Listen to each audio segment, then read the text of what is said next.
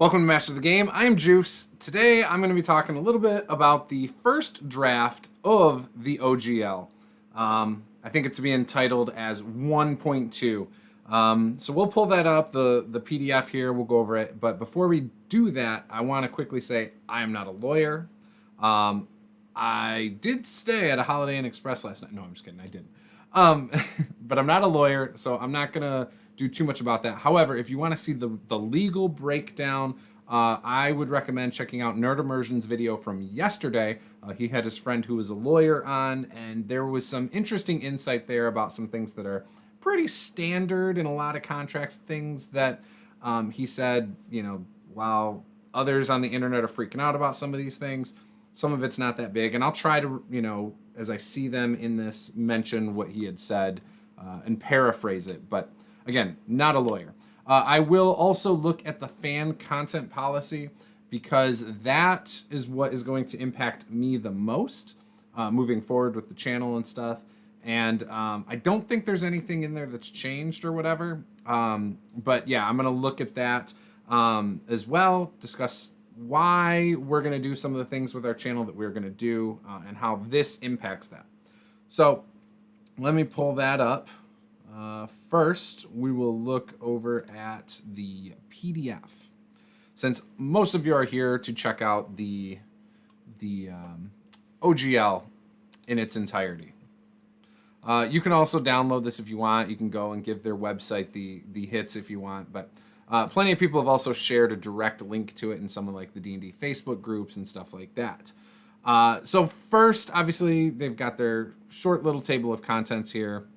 Copy and paste draft on every page, unlike the 1.1 that they claimed was a draft, which we all know wasn't. We know that's their true intentions with the OGL.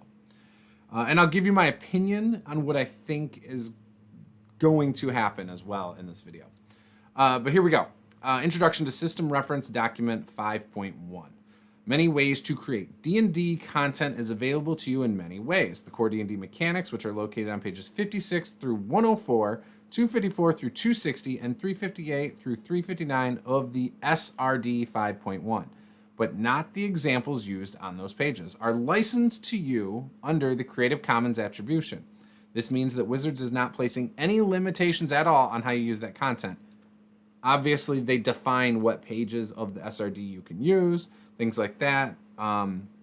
It's not very much from my understanding. And again, I can always go and look at the SRD and reference that if you guys really want me to. But at this moment, I'm not pulling that up. And again, this just impacts people publishing.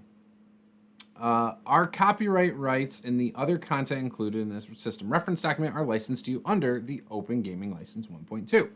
Use of D&D content in virtual tabletops is allowed on the terms of the virtual tabletop policy, which is the last page of this document. And it's not well written, in my opinion. It doesn't look like the rest of the OGL. So I don't think it's been written in the formatting they're going to use later. But yeah. Use of D&D content in streaming, fan art, cosplay, and other fan content is permitted as described in Wizards Fan Content Policy. Platforms such as D&D Beyond and DM's Guild provide additional paths to share your D&D content under different license terms. A bunch of labels you can use, whatever. You're not allowed to modify them. You're not allowed to use their logos with any modifications to that, stuff like that. Right here is a big thing. Deauthorization of 1.0a. Clearly, that is their biggest goal with this. That is something I don't think they're going to waver on. And I personally think this is one of the things of the community that most people are willing to die on that hill for. I don't know of any companies who plan on using Wizards of the Coast new 1.2 OGL, or the second OGL. Most, I think, are switching over to the Orc license. So, yeah. Now, it's important to note as well, the Orc license, as far as my understanding of it, is not tied to a specific system. It's not necessarily tied to Pathfinder. It's not necessarily tied to any of that. It's, I believe, just a document that has legal terms that can protect people in it. But again, they haven't done it yet. We'll know more about that in February. I'll probably look at that then. But as of right now, I don't think it's tied to a specific system. But yes, this is their goal. It's to deauthorize the 1.0A. Not even going to read it. Open Game License 1.2. This is a license between Wizards of the Coast and anyone who wants to use the licensed content in their own tabletop RPG. By using our licensed content, you agree to the terms of this license as used in this license. We, including our affiliates, successors, and predecessors. Licensed content. Content covered. Our licensed content. This license covers any content in the SRD 5.1 or any subsequent version of the SRD we release under this license. So until further notice, it will apply to the SRD 5.1 and later, unless stated otherwise. That is not licensed to you under Creative Commons. You may use that content in your own works on the terms of this license. So again, they're defining what you can use from their SRD within this OGL. Our licensed content. Only our licensed content is licensed under this license. Any other content we release or have released is not licensed to you under this license.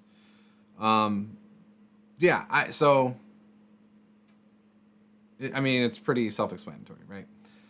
Your content. This is your creative contributions to your works that are not our licensed content or our unlicensed content. This license permits you to combine your content with our licensed content and distribute the resulting works as authorized by this license. You don't need Wizards of the Coast to tell you you can produce your own stuff. It's just that if you're going to link it to their stuff, obviously this license helps. Works covered. This license only applies to printed media and static electronic files such as EPUBs or PDFs you create for use in or as tabletop role-playing games and supplements, and in virtual tabletops in accordance with our VTT. So again, a whole separate thing for virtual tabletop. Your licensed works. To be a licensed work under this license, it must be a covered work as defined in section 1B. So again, just what we read, contains both our licensed content and your content, and not contain our unlicensed content. Copyrights, we are only licensing you our copyrights in our licensed content, except that under section 5A. We also grant you a trademark license to the Creator Product Badge as further detailed in the Creator Product Badge Style Guide. You receive no other rights to our trademarks and no rights to any other intellectual property we own. Pretty, again, self-explanatory. That's a very common thing among franchises that are doing things for a big corporation. You know, think of all your fast food chains. They can't just put a logo however they want on things in their stores and stuff. There are rules they have to abide by. Very similar in this case. License. In consideration for your compliance with this license, you may copy, use, modify, and distribute our licensed content around the world as part of your licensed works. This license is perpetual, meaning that it has no set end date. Non-exclusive, meaning that we may offer others a license to our licensed content or our unlicensed content under any conditions we choose. And irrevocable. So NerdImmersion, the lawyer that was on there, talked about the irrevocable part and saying that it's not actually irrevocable because they define it here, meaning that content licensed under this license can never be withdrawn from the license. So in this, though, he had explained why it's not actually irrevocable in legal terms. So again, go check out his. He can explain it much better than I can. But it's saying that within this document, things can change, making it revocable. So it's not actually irrevocable. So I know a lot of people online are like, oh, it's not that bad because now it's irrevocable and blah, blah, blah, blah. But that's not really true. So, yeah. It also cannot be modified except for the attribution provisions of Section 5 and Section 9 regarding notices. And we'll get to that later. What you own. Your licensed works are yours. They may not be copied or used without your permission. Again, didn't need to be stated. But again, because of what they put in originally about them being allowed to have access to what you write under this, I think this is why that's there. You acknowledge that we and our licensees as content creators ourselves might independently come up with content similar to something you create. If you have a claim that we breached this provision or that one of our licensees did in connection with content they licensed from us. So kind of covering their butt, saying it's possible we would release something very similar.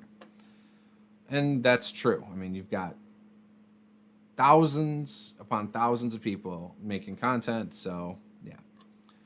Any such claim will be brought only as lawsuit for breach of contract and only for money damages. You expressly agree that money damages are an adequate remedy for such a breach, and that you will not seek or be entitled to injunctive relief. Okay, so yeah, most things are kind of settled with just money, and yeah. I mean, unless you have hundreds of thousands of dollars, heck, even millions of dollars, I don't think you're going to sue Wizards of the Coast on a lot of this. So, yeah. In any such lawsuit, you must show that we knowingly and intentionally copied your licensed work, which is very hard to prove.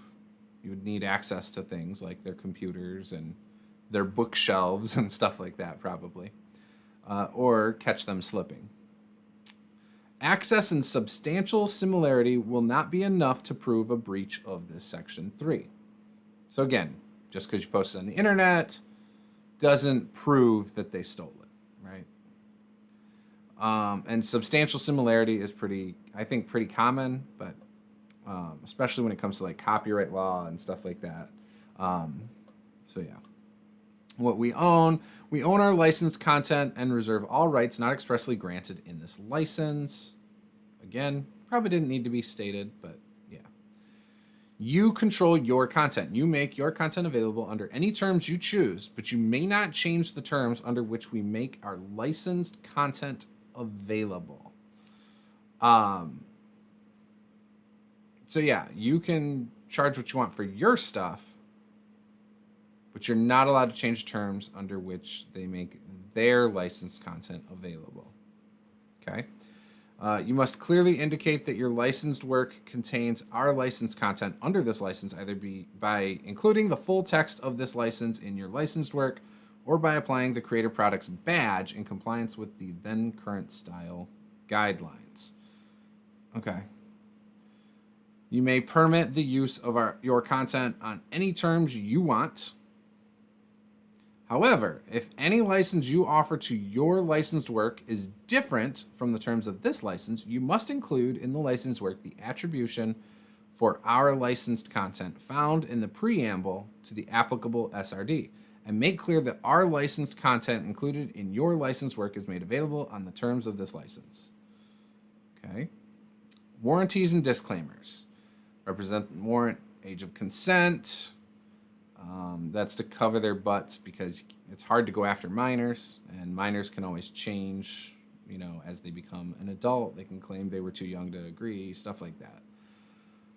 Authority. You have the power and authority to enter into this license and perform its obligations. Again, minors don't usually have the rights to do that stuff. State by state, country by country, it all varies, right? No infringement. Your licensed works do not and will not infringe any third party's IP. Okay, again, self-explanatory. No endorsement, except as otherwise expressly allowed by this license. You will not state, suggest, or imply that your licensed works are endorsed by or associated with us. So by them allowing you to publish stuff, they're saying you can't use them to market them in the way that, yeah, Wizards of the Coast endorses this specific product, and that's why you should buy it, kind of thing. Again, that's pretty, I think, general knowledge, but again, that makes sense. No illegal conduct. You will not violate the law in any way relating to this license or your licensed works. Again, I think it goes without saying. No hateful content or conduct. Now, this is the one I see a lot of people getting upset about, and I understand and agree. You will not include content in your licensed works that is harmful, discriminatory, illegal, obscene, or harassing, or engage in conduct that is harmful, discriminatory, illegal, obscene, or harassing. We have the sole right to decide what conduct or content is hateful, and you covenant that you will not contest any such determination via any suit or other legal action. So if they were to say, look, we said orcs can't be portrayed a specific way. You have an orc that's a bad guy, comes from a barbarian tribe. They could remove it because of that. They could say, nope, that goes against what we believe, and that's harassing, or they can imply that you were being racist or something like that. Then they'll get rid of it. You could see something like this happening with that. Maybe you have submissive female characters in your thing, or whatever. Maybe you have an LGBTQ character in your game or in what you've written that at one point was fine, but say they have a change of ownership and they're like, oh, we don't think this is a good representation of what we put out there. They could take it away. So there's a lot of things like that that I could see posing a problem depending on circumstantial changes, right? And so I think that is the big issue here. There's also I think this is the spot too. We have sole right to decide what conduct is hateful, and you will not contest in any such determination. Blah blah blah. I believe there's a spot. It doesn't look like it's right here. There's a spot in here about even if, and maybe people are just associating this, but like your career, like if you're a stripper or you work on OnlyFans or something like that. Maybe you're part of a political party and you're very open about it. Something like that could also have them take away your stuff because they don't want to associate with you. So those are some of the things that people want changed. So I think either defining it out more specifically would be fine. Again, very specific terms of that, but I think it's still a fine line. I'm not saying to get rid of it, because I could see why you would want that there. And I can see why people are worried about it, but to me, that's more circumstantial, based on like if ownership changes or, the higher ups change, the decision makers change, and they change. I mean, they've had multiple people in the last few years who have been the head of, their D&D brand. So, and when 5e launched, there were some problematic people associated with the core rulebook and playtesting it and stuff. So, that had their names in the core book. So, again, I could see why they would want that. Before I move on, let me see if there's been any comments. Nathan, good morning, Juce. Hey, good morning, buddy. I hope you're doing well. Michael Riley, Loktar Ogar, for the Horde, open D&D. Exactly. All right, whoops, back to the doc. Let's keep reading. All right, modification or termination. Modification. We may only modify the provisions of this license identifying the attribution required under Section 5 and the notice provision of Section 9A. We may not modify any other provision. So 5 was your content. That's a section they can change. 9 is miscellaneous. Most of that, I think, is pretty standard. So yeah, okay. Termination. We may immediately terminate your license if you infringe any of our intellectual property, bring an action challenging our ownership of our licensed content, trademarks, or patents, violate any law in relation to your activities under this license, or violate Section 6. We may terminate your license if you breach any other term in this license and do not cure that breach within 30 days of notice to you of the breach. So you'll get a couple days grace, right? They notice something, send it to you. You've got about a month, 30 days exactly to rectify it, right? Disclaimer of warranties and limitation of liability. You understand and agree that we are providing the licensed content as is and make no representation or warranty of any kind concerning your license or your use of the licensed content except as expressly stated in this license. We disclaim all warranties, express, implied, statutory, or otherwise. You bear all risk of using the licensed content, and such use is solely at your own discretion and risk. We have no liability to you for any types of damages in connection with your use of our licensed content, including, without limitation, any indirect, consequential, special, punitive, or exemplary damages, so long as our conduct at issue was not grossly negligent or intentional. Okay. Miscellaneous notices. We may notify you by email or physical address we can locate for you. Only if we cannot locate your email or physical address after a reasonable search, notice via a public channel is sufficient. You may provide notice to us of your email or physical address or any other notice by emailing us. Entire agreement and disclaimer of reliance. This license governs your use of our licensed content. Yeah, again, I think this stuff is pretty normal. Waiver of a jury trial is kind of weird to me, but I don't think you would use a jury. Review by counsel, you should seek. Basically, you should get your own lawyer, review these things before putting out any products, right? I think, that, again, that goes without saying. A lot of people are going to do it without reading these things, but you should if you are putting stuff out. Virtual tabletop policy. So there's stuff in here I do not like. Right off the bat, it bothers me. I did not read Foundry's response. Foundry Virtual Tabletop put out their response to this. I do need to still read that. But I already know, just when I read this the other night, I've gone over this like 2 or 3 times just today, and the other night I went through it. And I will say, again, there's a lot of stuff in here I'm not necessarily the biggest fan of, but I think it's more important to get legal counsel on this stuff and how you're going to use the license. Most of the publishing stuff does not apply to me, right? I don't put out 5e stuff. I don't put out Dungeons & Dragons specific stuff usually.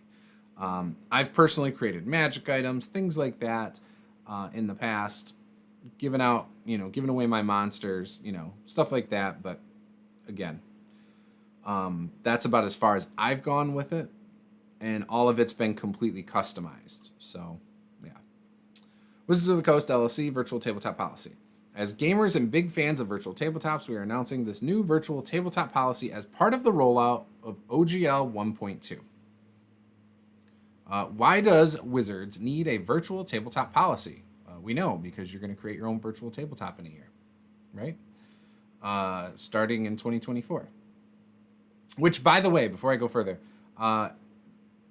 I have not seen any confirmation of the $30 subscription tier that's been floated out there. I believe that's one of the many things that was debunked. I also have not seen D&D Short's last video on the OGL and Wizards of the Coast. He, I guess, put another video out that discussed all of the leaks that he's been given from employees and stuff like that. So, might be worth watching. I don't know. I will probably watch that after our stream, just so I'm up to date on it. I am not trying to do things faster than anybody else. I know some people are racing to get these things up before others. That's not my intent. I am trying to weigh in on it with just my personal opinion and stuff like that, how it might impact me and my channel. Obviously I've been upset for, people I know that work within the industry, who are publishers, have their own companies, who make a living from this. And now I'm also worried about virtual tabletops with this. So that's just some of it, right? So why does Wizards need a virtual tabletop policy? We support the role virtual tabletops play in the tabletop space. The ability to game remotely means more people can game, and it's wonderful that people thousands of miles apart can share a space as though sitting around a table. But as virtual tabletops advance, their functionality will raise tricky questions. Where is the line between a virtual tabletop and a video game? When does a virtual tabletop become more than just a replacement for the traditional tabletop? Those questions require thoughtful answers. Answering them will take time, and we want this policy to reflect your input. So we'll be asking for feedback and talking to you about our goals as that discussion advances and new technology emerges. There have been video games dating back to the 80s that were basically just board games, like chess and checkers. They had video games of these a long time ago. And it was no different than if you were playing in person, except you don't have to set up and clean up, right? Again, I don't think that that's a big deal, personally. Text-based games back to the 80s that, again, you had choices, and it was kind of like a choose-your-own adventure. There's books that are like choose-your-own adventures that are almost like, you know, if you were playing either a video game or playing even a virtual tabletop. A DM can give you two choices and you have to choose two, right? A DM can restrict you down almost like a video game if they are that type of DM. So with that, I mean, just defining what is a video game compared to a virtual tabletop, I don't see the significance here, because I think if you are making a video game, it's different than what a virtual tabletop is in its intent and how it's used usually, right? For instance, Neverwinter Nights, when that first came out, you could play the game as it was, but you could also take like admin rights and create the maps and put the treasure there and stuff like that. It's not much different than playing a tabletop role-playing game, except in video form. So it's them trying to define this, I think, and have a firm stance on this is where I don't agree with it much. What is permitted under this policy?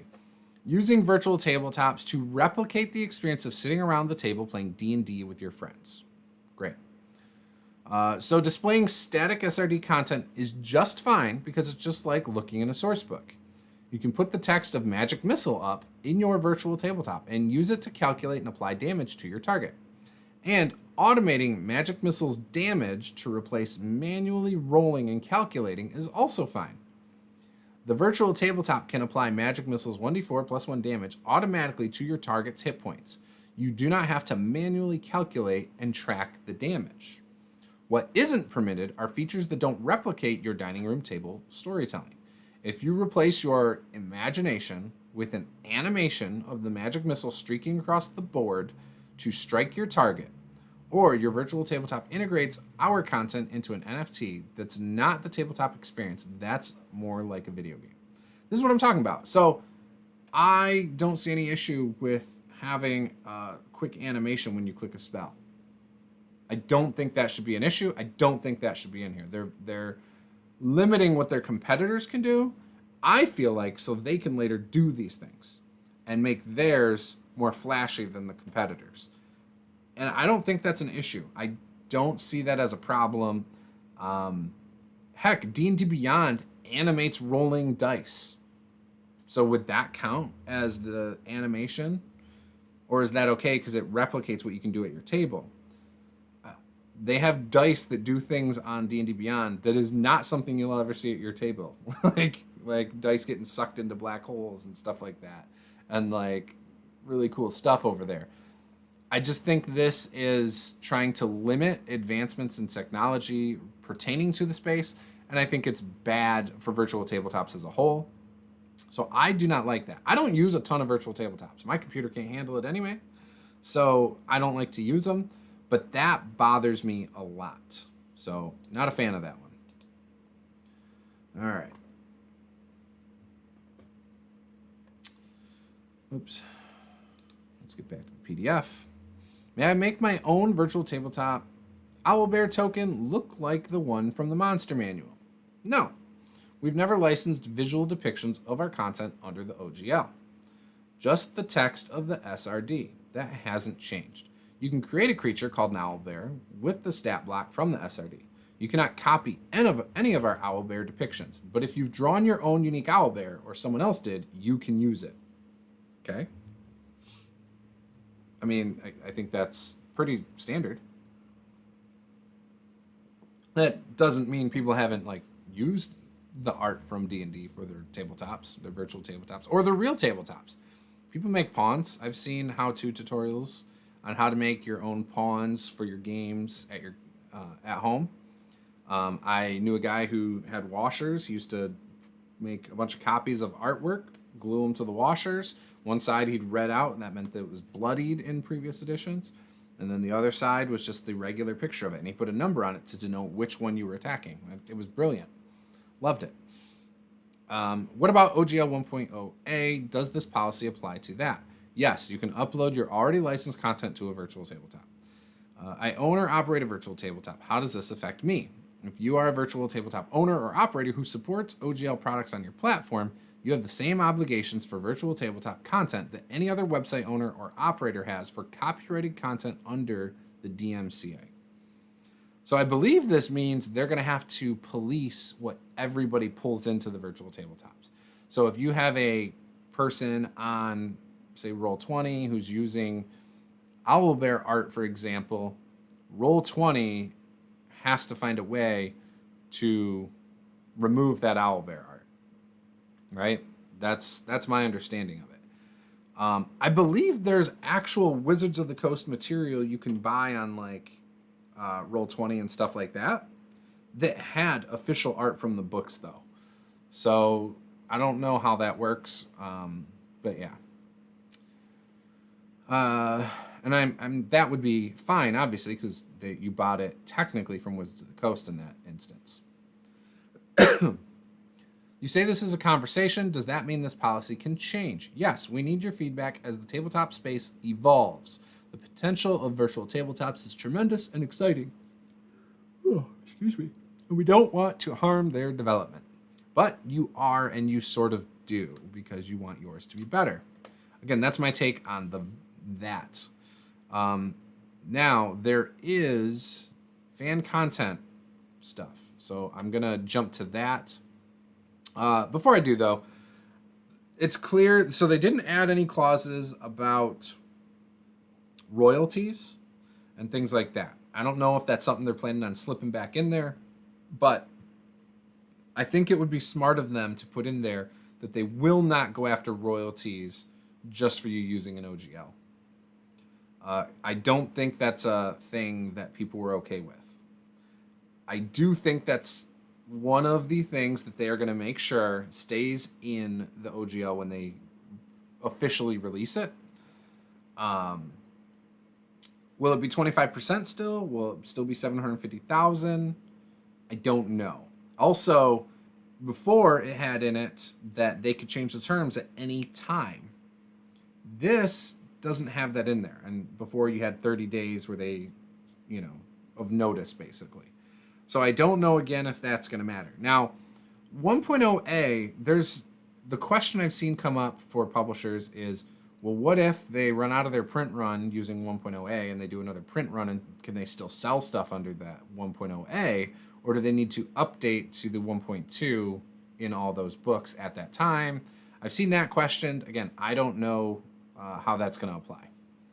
I don't know how this is going to impact people who create content for previous editions. We, as of right now, I think can imply this is for 5e, but really it's going to be the 6th edition moving forward. I don't know if you're going to be able to create stuff for the previous editions anymore under the new OGL. I'm sure that's going to have to do with the SRD, which they can change the SRD, and stuff like that, which they even highlighted in there. The thing I feel like they're really trying to do, I think they're worried someone's going to do what Paizo did with Pathfinder. When 4th edition came out, obviously you had Pathfinder that took off. And I feel like the OGL is to suppress a third-party company from creating 5.5, D&D 5.5 basically, or that Pathfinder scenario again. And unfortunately, I don't know if they can do that. Because again, you can't, and people have talked about this too, there's precedence right now in law as to why you can't, copyright mechanics, and people can use those mechanics. You just have to word them your own way, phrase them in your own way, and quantify it all in your own way, right?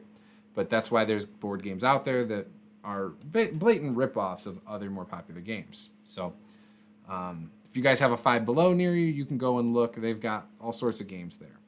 There's a Hungry Hungry Hippos ripoff. There's, all sorts of games that are spin-offs, basically. So, yeah. So let's go to the fan content policy. This one actually impacts me, so I do want to go over it. And again, not a lawyer. I'm not telling you guys, if you're content creators, what to do. I'm just going to voice my opinion and how this impacts mine. Now, obviously, last updated in 2017. I've been creating content since 2012, so before this. We are continuously amazed at our community's creativity and engagement. We love that you enjoy creating and sharing fan content. That's stuff that you make. And we want to encourage you to continue to create and share your stuff. You probably have a lot of questions about what you can and can't do with Wizards' intellectual property. So we summoned our law mages to put together this fan content policy and frequently asked questions. We hope that you understand that any restrictions in this fan content policy are intended to protect Wizards and its games. We've got to protect our IP if we want to keep the lights on. In short, your use of Wizards IP in your fan content is governed by the same rules you learned on the playground. Share freely, keep it clean, and don't hurt others. That means we ask you to follow these rules. One word, free. F-R-E-E. You can use Wizards IP except for the restrictions listed in number 3 to make fan content that you share with the community for free. Free means free. You can't require payments, surveys, downloads, subscriptions, or email registration to access your fan content. Which, again, that just right there is a little odd with the OGL and stuff, but whatever. I mean, you could because it's protected under the OGL, right? I guess it just depends, right? You can't sell or license your fan content to any third parties for any type of compensation. And your fan content must be free for others, including Wizards, to view, access, share, and use without paying you anything, obtaining your approval, or giving you credit. You can, however, subsidize your fan content by taking advantage of sponsorships, ad revenue, and donations, so long as it doesn't interfere with the community's access to your fan content. So I'm assuming, again, this means with like your streams and stuff like that, you can't hide it behind a paywall. You can't force them to pay to see it, right? I don't know. I don't know how you can do that unless it includes Wizards of the Coast stuff, like their logos and stuff like that, and their copyrighted material. Tell the community it's unofficial. Make it clear that your fan content is not endorsed or sponsored by Wizards, i.e. unofficial. Please include a note with your fan content explaining that. Title of your fan content is unofficial fan content permitted under the fan content policy. Not approved, endorsed by Wizards. Portions of the materials used are property of Wizards of the Coast.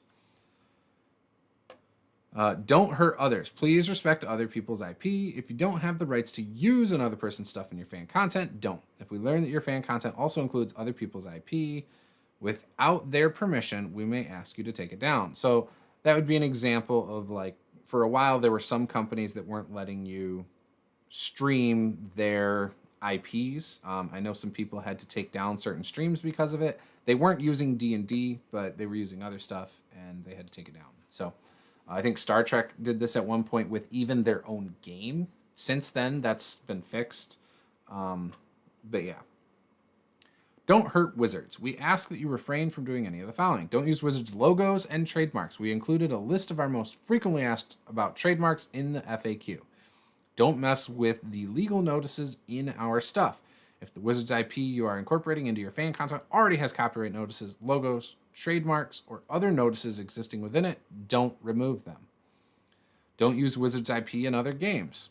This includes your own or other people's games or game components, regardless of whether it is distributed for free.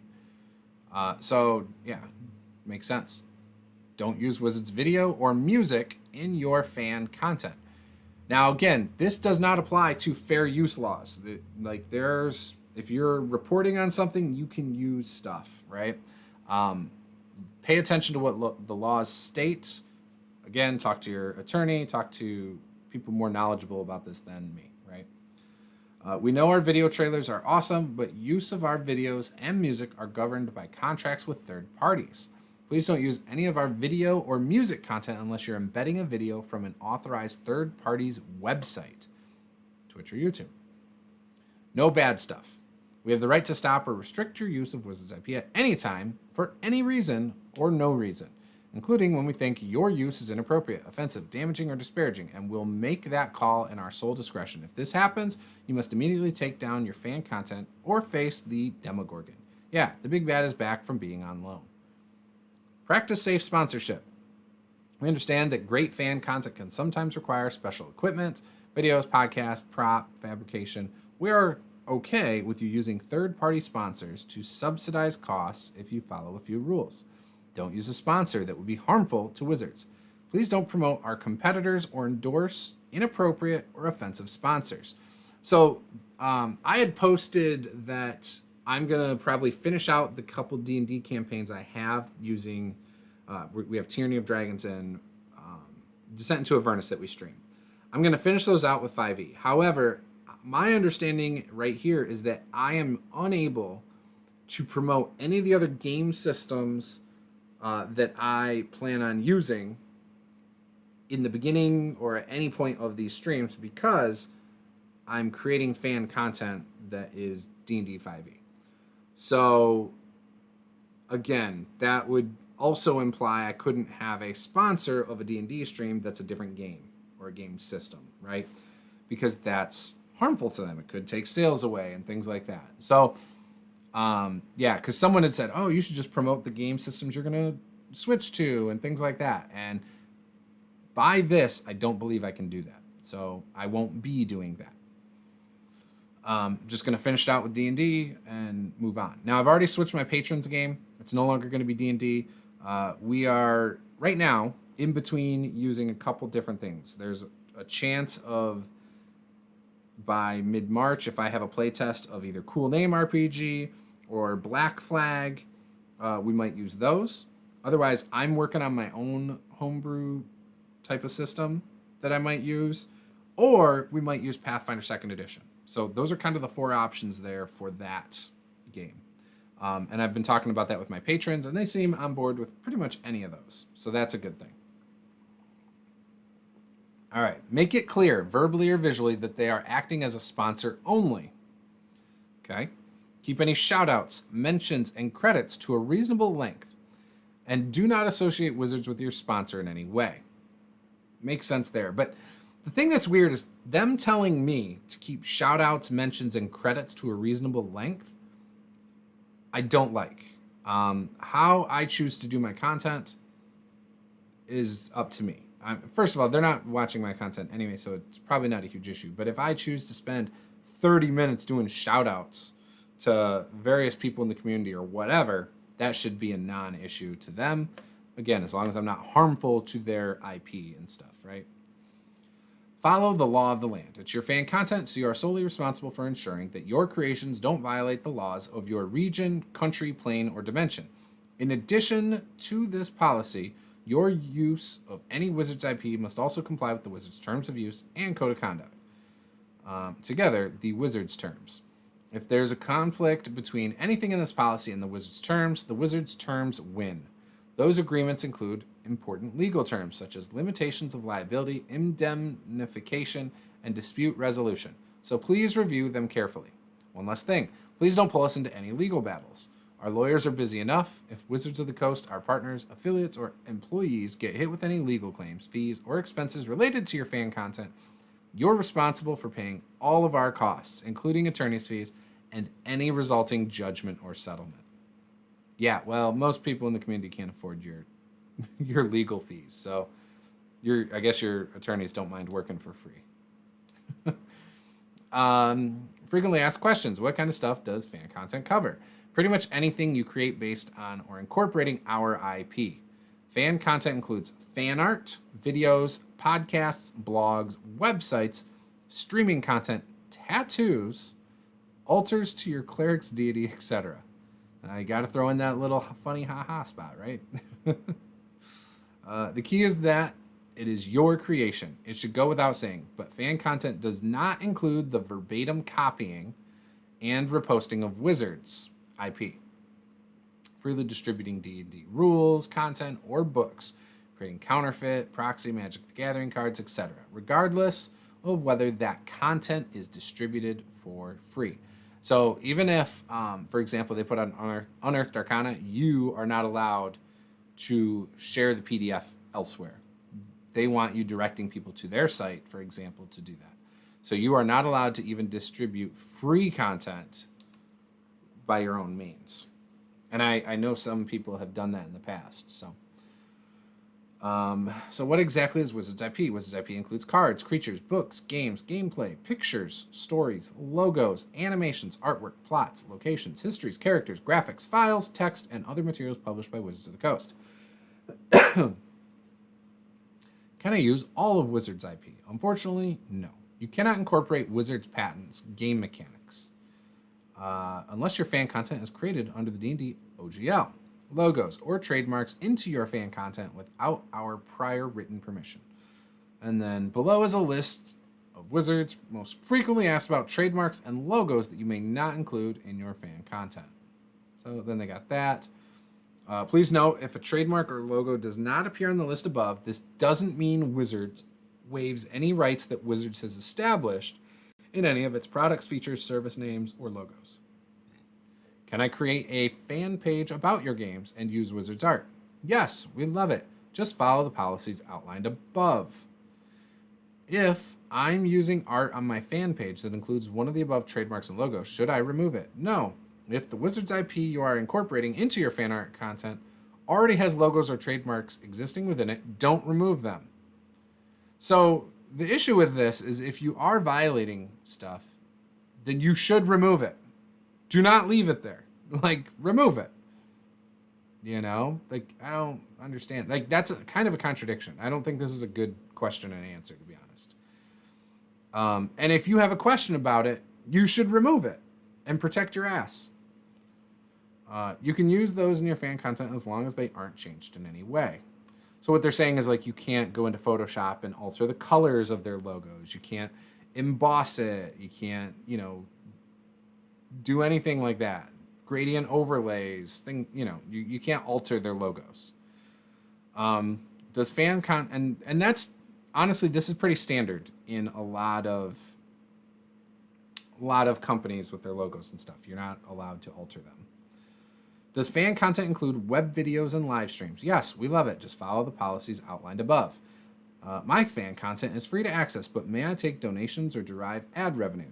Yep, we know you put lots of time and energy into your fan content and are okay with you recouping some of that investment in the form of donations on sites like Patreon or ad click revenue on sites like Twitch and YouTube, so long as it follows this policy and doesn't interfere with the community's access to your fan content. So one thing, and I think we're about to get to it. Yeah, here we go. You said I can't license my content to third parties for money. Aren't partner programs with YouTube or Twitch technically licenses that I earn money on? Is this allowed? Who let the rules lawyer into the FAQ? Well, first of all, everyone in our hobby pays attention to rules. Like, even people who hand wave rules usually know the rules. Yes, you don't need prior written permission from us to participate in these type of partner programs. For any other licensing of fan content that earns you compensation, you'll need our advance written permission. So I don't know if this is implying if you use other affiliates, then you need their permission, like say at Amazon or specific game stores or whatever. I don't know, like online stores. I don't know. Does this mean I can get a beholder eyelid tattoo? Sure, you can get whatever tattoos you want, guys. Of course, Wizards isn't responsible for the removal, and that's what they say. How does this policy affect other content policies like the DMs Guild? Separate. There's separate terms. Go read, if you're putting stuff on DMs Guild, read the terms on DMs Guild. May I include my fan content in my artistic portfolio? Yes, so long as you are not selling it and you make it clear that your work is not affiliated with or used by Wizards of the Coast. May I sell my fan content online or at conventions? No. We are fine with you producing fan content for your own enjoyment, to give away as a gift, or to post pictures of online, but we don't allow anyone to sell Wizards-related content without our permission. I feel like this is a thing that's probably the most commonly broken rule of fan content. And not even just by Wizards of the Coast, but other companies. A lot of people will, like artists, for example, will set up booths at conventions and have things they made that is considered fan content that they are selling. So yeah, I may or may not even have a poster that could be argued as fan content that I really love, that I bought at a convention. So, yeah. May I put a logo on a t-shirt or a hat? Nope. Sorry, you would need permission from us for that. You may not incorporate any Wizards of the Coast logos and trademarks in your fan content without our prior written consent. Now, I want to assume that a lot of these companies out there have prior written consent, but we all have seen the unofficial, I think, D&D content out there that you can buy shirts of and stuff. At least I'm pretty sure. You know, search through Amazon, Etsy, stuff like that, you'll find all sorts of things. And again, this doesn't just apply to Wizards. Ooh, excuse me. Does this mean that Wizards of the Coast can use and display my fan content? Yes, this policy is dedicated to removing barriers to sharing. By making fan content, you agreed to let everyone, including Wizards, share and use your stuff without your permission. This includes Wizards. We don't want to get sued for spotlighting your awesome fan content on our media channels or making something that may resemble someone's fan content. Can I tag or share with Wizards of the Coast my fan content? Yes. We hope you'll show us the cool stuff you make. But please, don't send us your ideas for our games or future products. Those will be deleted without review. Because again, they don't want that track record that, yeah, we had this in our archives and we used it for this product, you know, or to be assumed that they used it for a future product because they don't want to get sued. That makes sense. What constitutes inappropriate, offensive, damaging, or disparaging fan content that you'll take down? Anything that might reflect poorly on Wizards or hurt our fans. Check out the code of conduct outlines. Blah, blah, blah, blah, blah. No racist, sexist, homophobic, transphobic, ableist, ageist, or any other offensive content. See, they define it here, but they don't define things over in their OGL about what is considered offensive. Interesting, because this is pretty interesting to me. My friends and I run our D&D campaigns online in private groups that require a login, sign in to access the game. Is this allowed? Of course it's allowed. You can require a login, sign up, play private group game that doesn't violate our condition that you let the community freely access fan content. How can I contact Wizards of the Coast about my fan content? And then they got that. So that's what we got. So obviously I was reading the fan content policy because I think that's important, as well as the OGL. So I think the OGL is meant to suppress third-party publishers from rising up and compete right off the bat. You're not going to be able to release, according to that, it sounds like, a new 5e that is going to directly compete with them like the way Paizo did with Pathfinder against 4th edition. Now, again, mechanics, there's precedent, can't be copyrighted. But by signing the terms of an OGL, you kind of agree to not do certain things. So that's an issue there, right, if you sign the OGL. The other thing is they don't remove the royalties necessarily. It's not there, but they don't say they won't have a royalties clause where, you know, the $750,000. So that, I think, needs to be explicitly stated and in perpetuity, right? So I think that's important as well. I am not a publisher, so that does not impact me, but there is a chance that sometime down the line I will publish something. I would like to. I've made homebrew worlds that I've been writing up that I would love to someday publish. I am working on my own system. I've been working on it for a long time before all this nonsense that I am working on. Eventually I want to publish that.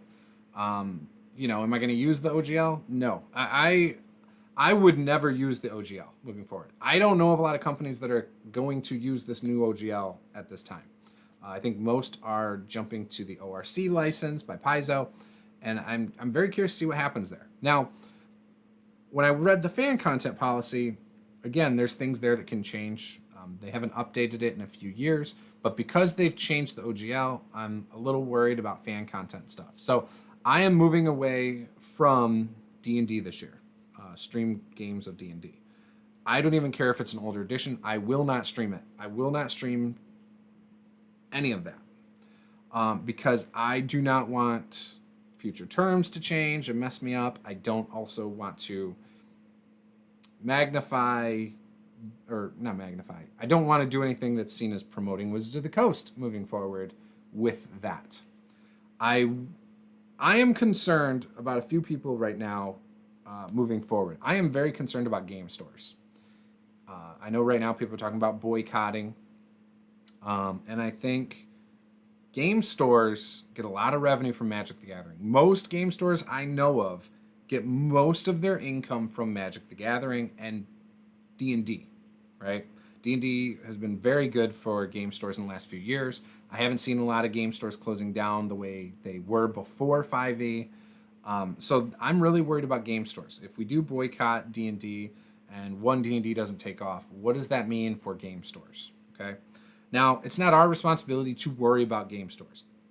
You shouldn't just support a store or a local company just because it's there, right? It's their job to earn your business, in my opinion. I'm a business major. I think that's very important that they do that. They have advantages over big box stores, in my opinion. They have advantages when it comes to the consumer experience, being able to provide specific events that, Walmarts and Targets and stuff like that can't do. And so I think that it's important that stores, game stores, especially if you're worried about losing things with not being able to sell as much D&D or Magic the Gathering, I think it's important you work to provide an experience. Now, what if a game store was like, well, I can't sell a bunch of D&D products anymore because they're not moving off the shelves. Obviously, Magic the Gathering has had their fallouts over the years. What if they, in turn, they bought up a bunch of miniatures and flip maps and stuff like that for store use. So now if you come in there for organized play, you can play there using their things, but you rent it.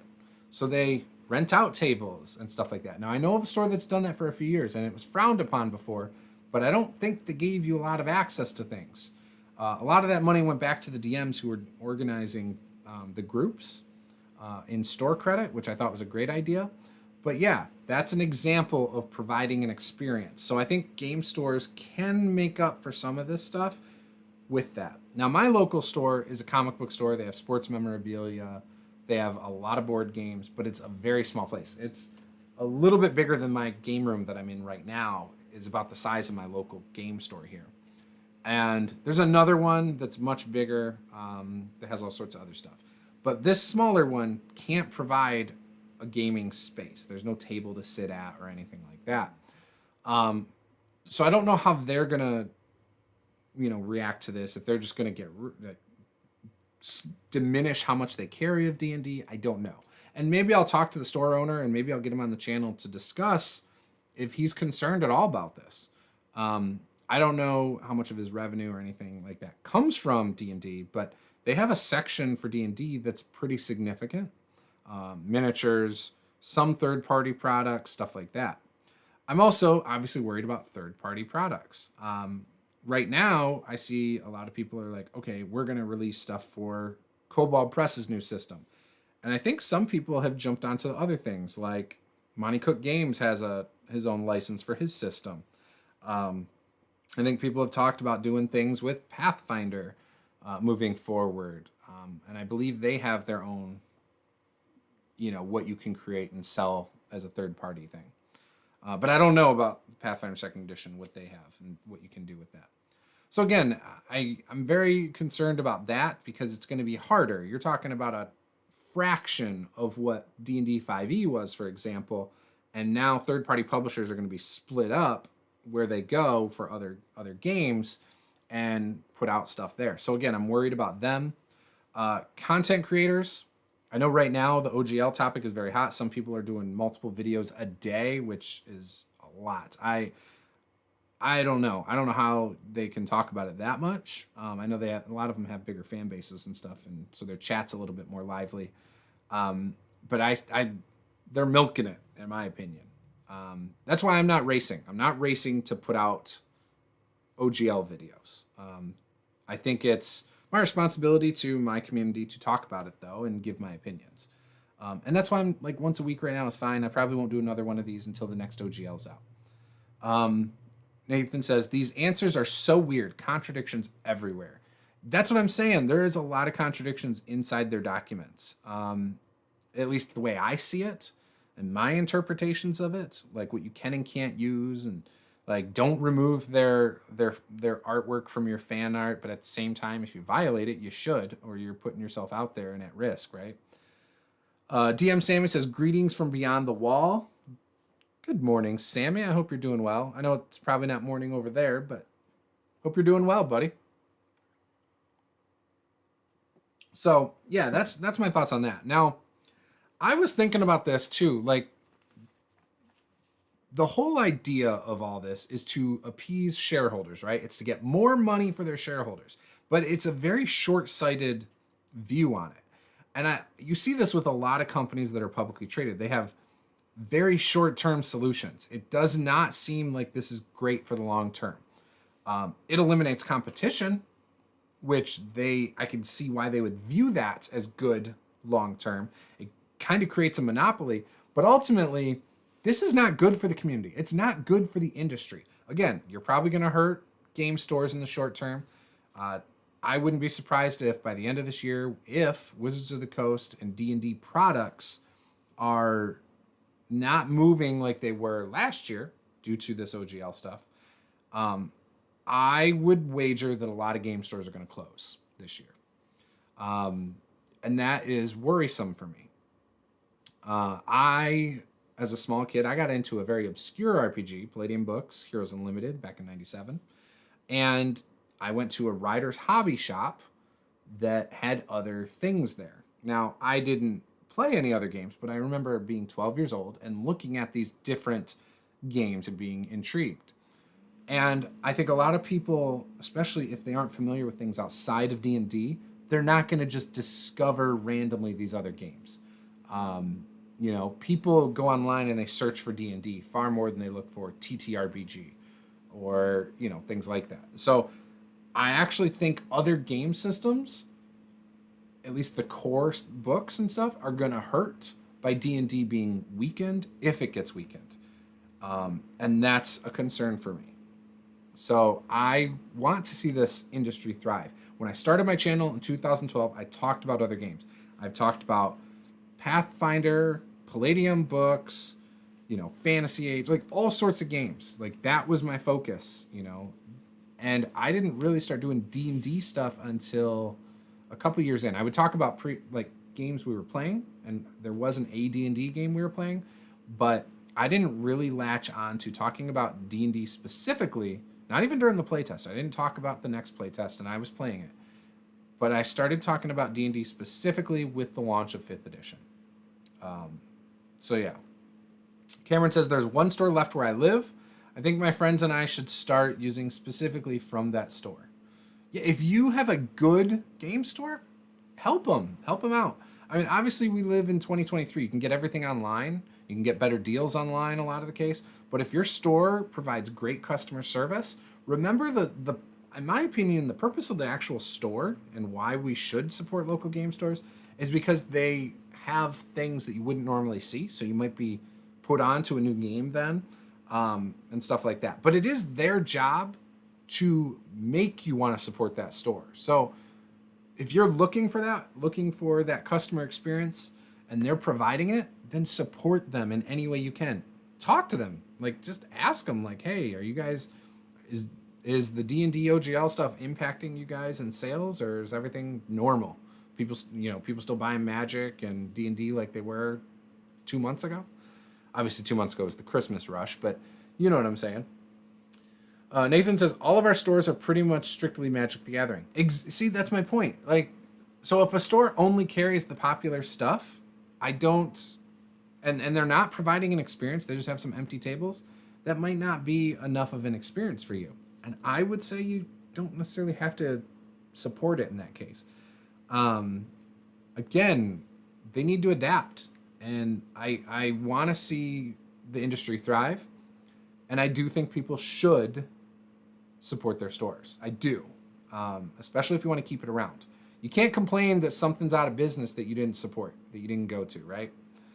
So yeah.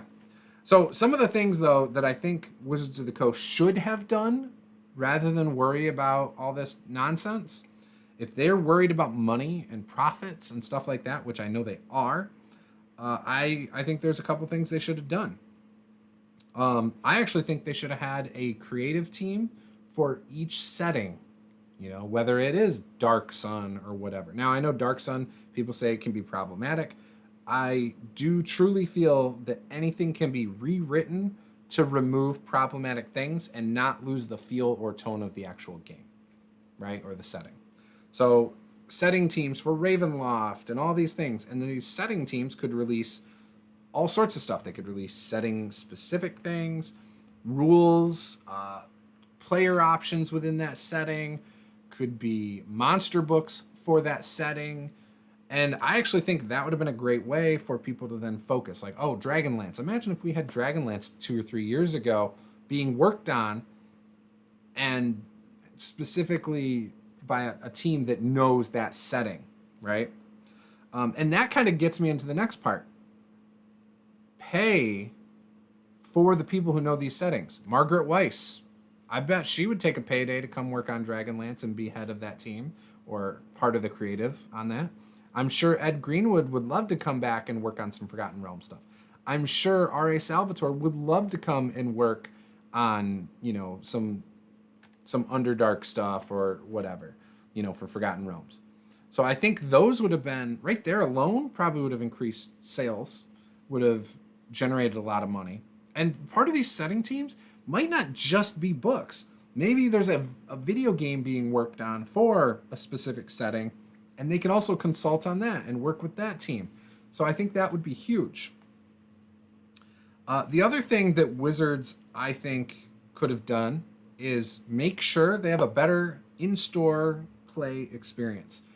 Pathfinder Society blows Adventures League or Adventures Encounters or whatever the heck, Encounter League, all the different versions of D&D in stores. Pathfinder Society blows them out of the water. And I think that Wizards of the Coast could have done a better job helping to promote that. I think Wizards of the Coast could have done a better job with encouraging that type of play as well. Give away, some free promo stuff to the DMs that are running it, the people who are organizing it. I know they had posters. I got a couple posters from back in the day from like Princes of the Apocalypse and stuff. And again, I think that would have been good because that is your grassroots promotions, right? People come into the game store for Magic the Gathering. They see people sitting around the table playing. They have nothing to do that day. They sit down and play some D&D, learn they like the game, go buy the products, right? Things like that. College campuses can have their own Adventures League. I've seen that before, whether it's D&D clubs and stuff like that. So again, you could do a better job of providing that in-store or, public play experience. Moving forward, I also think that I think people should be able to publish anything pre-1D&D under the current license, not the new license. I think that should be stated. I don't think they're going to do that. If they really wanted money, moving forward, especially if they're worried about virtual tabletop, allow third-party publishers to have virtual tabletop integration with their virtual tabletop. Maybe they get a cut of it as Wizards of the Coast, which they would. I think that's fine. License out their settings, characters, and more to third-party publishers. So, maybe there's opportunity. They do it with Goodman Games and products like Temple of Elemental Evil. Do that with newer stuff, right? They technically, some of the first couple books for 5e were done by Kobold Press and Green Ronin. So, you have that out there. I actually think charging subscriptions for a virtual tabletop add-on to D&D Beyond is fine. I don't think that's an issue. I don't care. If they want to charge $30 for it, I think that's fine. If you're running a lot of games, that makes sense. If you're a once-a-month gamer, that's going to be too much and people aren't going to pay for it. So I don't have a problem with that. Another thing they could do that would have made them a lot of money, in my opinion, add each edition to D&D Beyond in their entirety. Add all variations officially published by TSR and Wizards of the Coast. charge a one-time fee for each subscription service. So a lifetime thing. So if you want access to the very first version of D&D, boom, a one-time fee, however much they decide, you now have it on D&D Beyond forever, right? You could do that with 3rd edition, 3.5, whatever. And maybe they all have their own price points based on how much had to be programmed in there and stuff. But could you imagine having a character builder for 3rd edition within D&D Beyond if your party or your group wanted to play 3rd edition? You know, that would be kind of cool. I actually think that would be great. I also think offering a paid GMing program with easy pool of players. So if people want to be a paid DM, they could sign up for this program. And I know a lot of people are paid GMs. You could pay for this program. Now, by doing it on D&D Beyond and stuff, you would then you'd be putting yourself out there to be reviewed, because now you are a product, right? Wizards of the Coast will make money off of you, but you'll also get money for running games through them, right? And the thing they provide you is players, access to players. So people would sign up as players. They could go find DMs, read whatever the DM writes about themselves, things like that. Figure out what the DM charges, because the DMs could change how much they charge, but they have to pay a percentage to Wizards of the Coast. And again, you would then be subject to reviews and stuff like that. Now, if you are a DM that provides bad experiences, they could terminate you out of this GMing program, and players could possibly get their refunds if it was a really bad experience. Now, the thing about this is you would have to run through their virtual tabletop, so everything would be logged. They could then view if you were problematic when you ran it. Maybe you did racist, homophobic, or sexist things that warranted kicking you out of the program. So it's not just some people saying, oh, I just want my money back because it wasn't worth $70 or whatever for 6 months of DMing or something. So again, I think that would be interesting. It'd be something that other virtual tabletops are not actually doing. So I know on other virtual tabletops you can sign up that you're looking for players and stuff like that. But I think this is something that would be revolutionary and would help people who like to charge for their services. And then I actually think offering with the virtual tabletop, and D&D Beyond already has some nice integration for streaming, or at least they did originally. I stopped using it, but you used to be able to watch on Twitch, and you'd be able to click on the side and see people's characters and see how many hit points and see their character sheet because of D&D Beyond's integration with Twitch. I think something like that would be really cool still, but also offering simple integration for streamers such as stream keys. So you could do everything through the virtual tabletop, including your cameras. And then if you're going to stream, just say using OBS, you just take the stream key, plop it in, and there you go. A very quick, simple thing there. So yeah, I personally, this is kind of my conclusion on it all, but I personally think that this is going to be a rough year for the tabletop RPG industry. I could see, again, stores closing. I can see websites being shut down. I'm a little worried we're moving back towards the cease and desist letters and stuff that we used to have in the 90s from D&D owned company. And yeah, so I'm a little worried about that. Feels like they're trying to have too much of a stranglehold on it, and I don't think they need to. I think that, you know, as long as people who work within their walls are not putting out problematic stuff, I don't think you need to worry as much about what third-party publishers are doing and stuff like that. You got to do a little bit. I understand that. So, yeah, that's my concern. Those are my concerns. And I don't want my channel shut down, and I don't want to put it at risk moving forward. So, yeah. Cameron says, our eldest nerd shop closed when COVID hit. Yeah, 2020 was a rough year for a lot of retail, and right now is rough for retail. Retail stores haven't adapted. There's a lot of people out there, even in every form of business. There's the old hats that I call them, and there's the new hats. You know, ask people what they think of content creators, and you know what they fall into. Even I have experienced, knowing that I'm a content creator, being around people with businesses, they will badmouth content creators. A lot of people don't think that it's a valid career choice. A lot of people think that content creators should not be given credit for much. But content creators are doing a ton of awesome things. Content creators, I think, in 2023 and heck, for the last few years, have shown their value.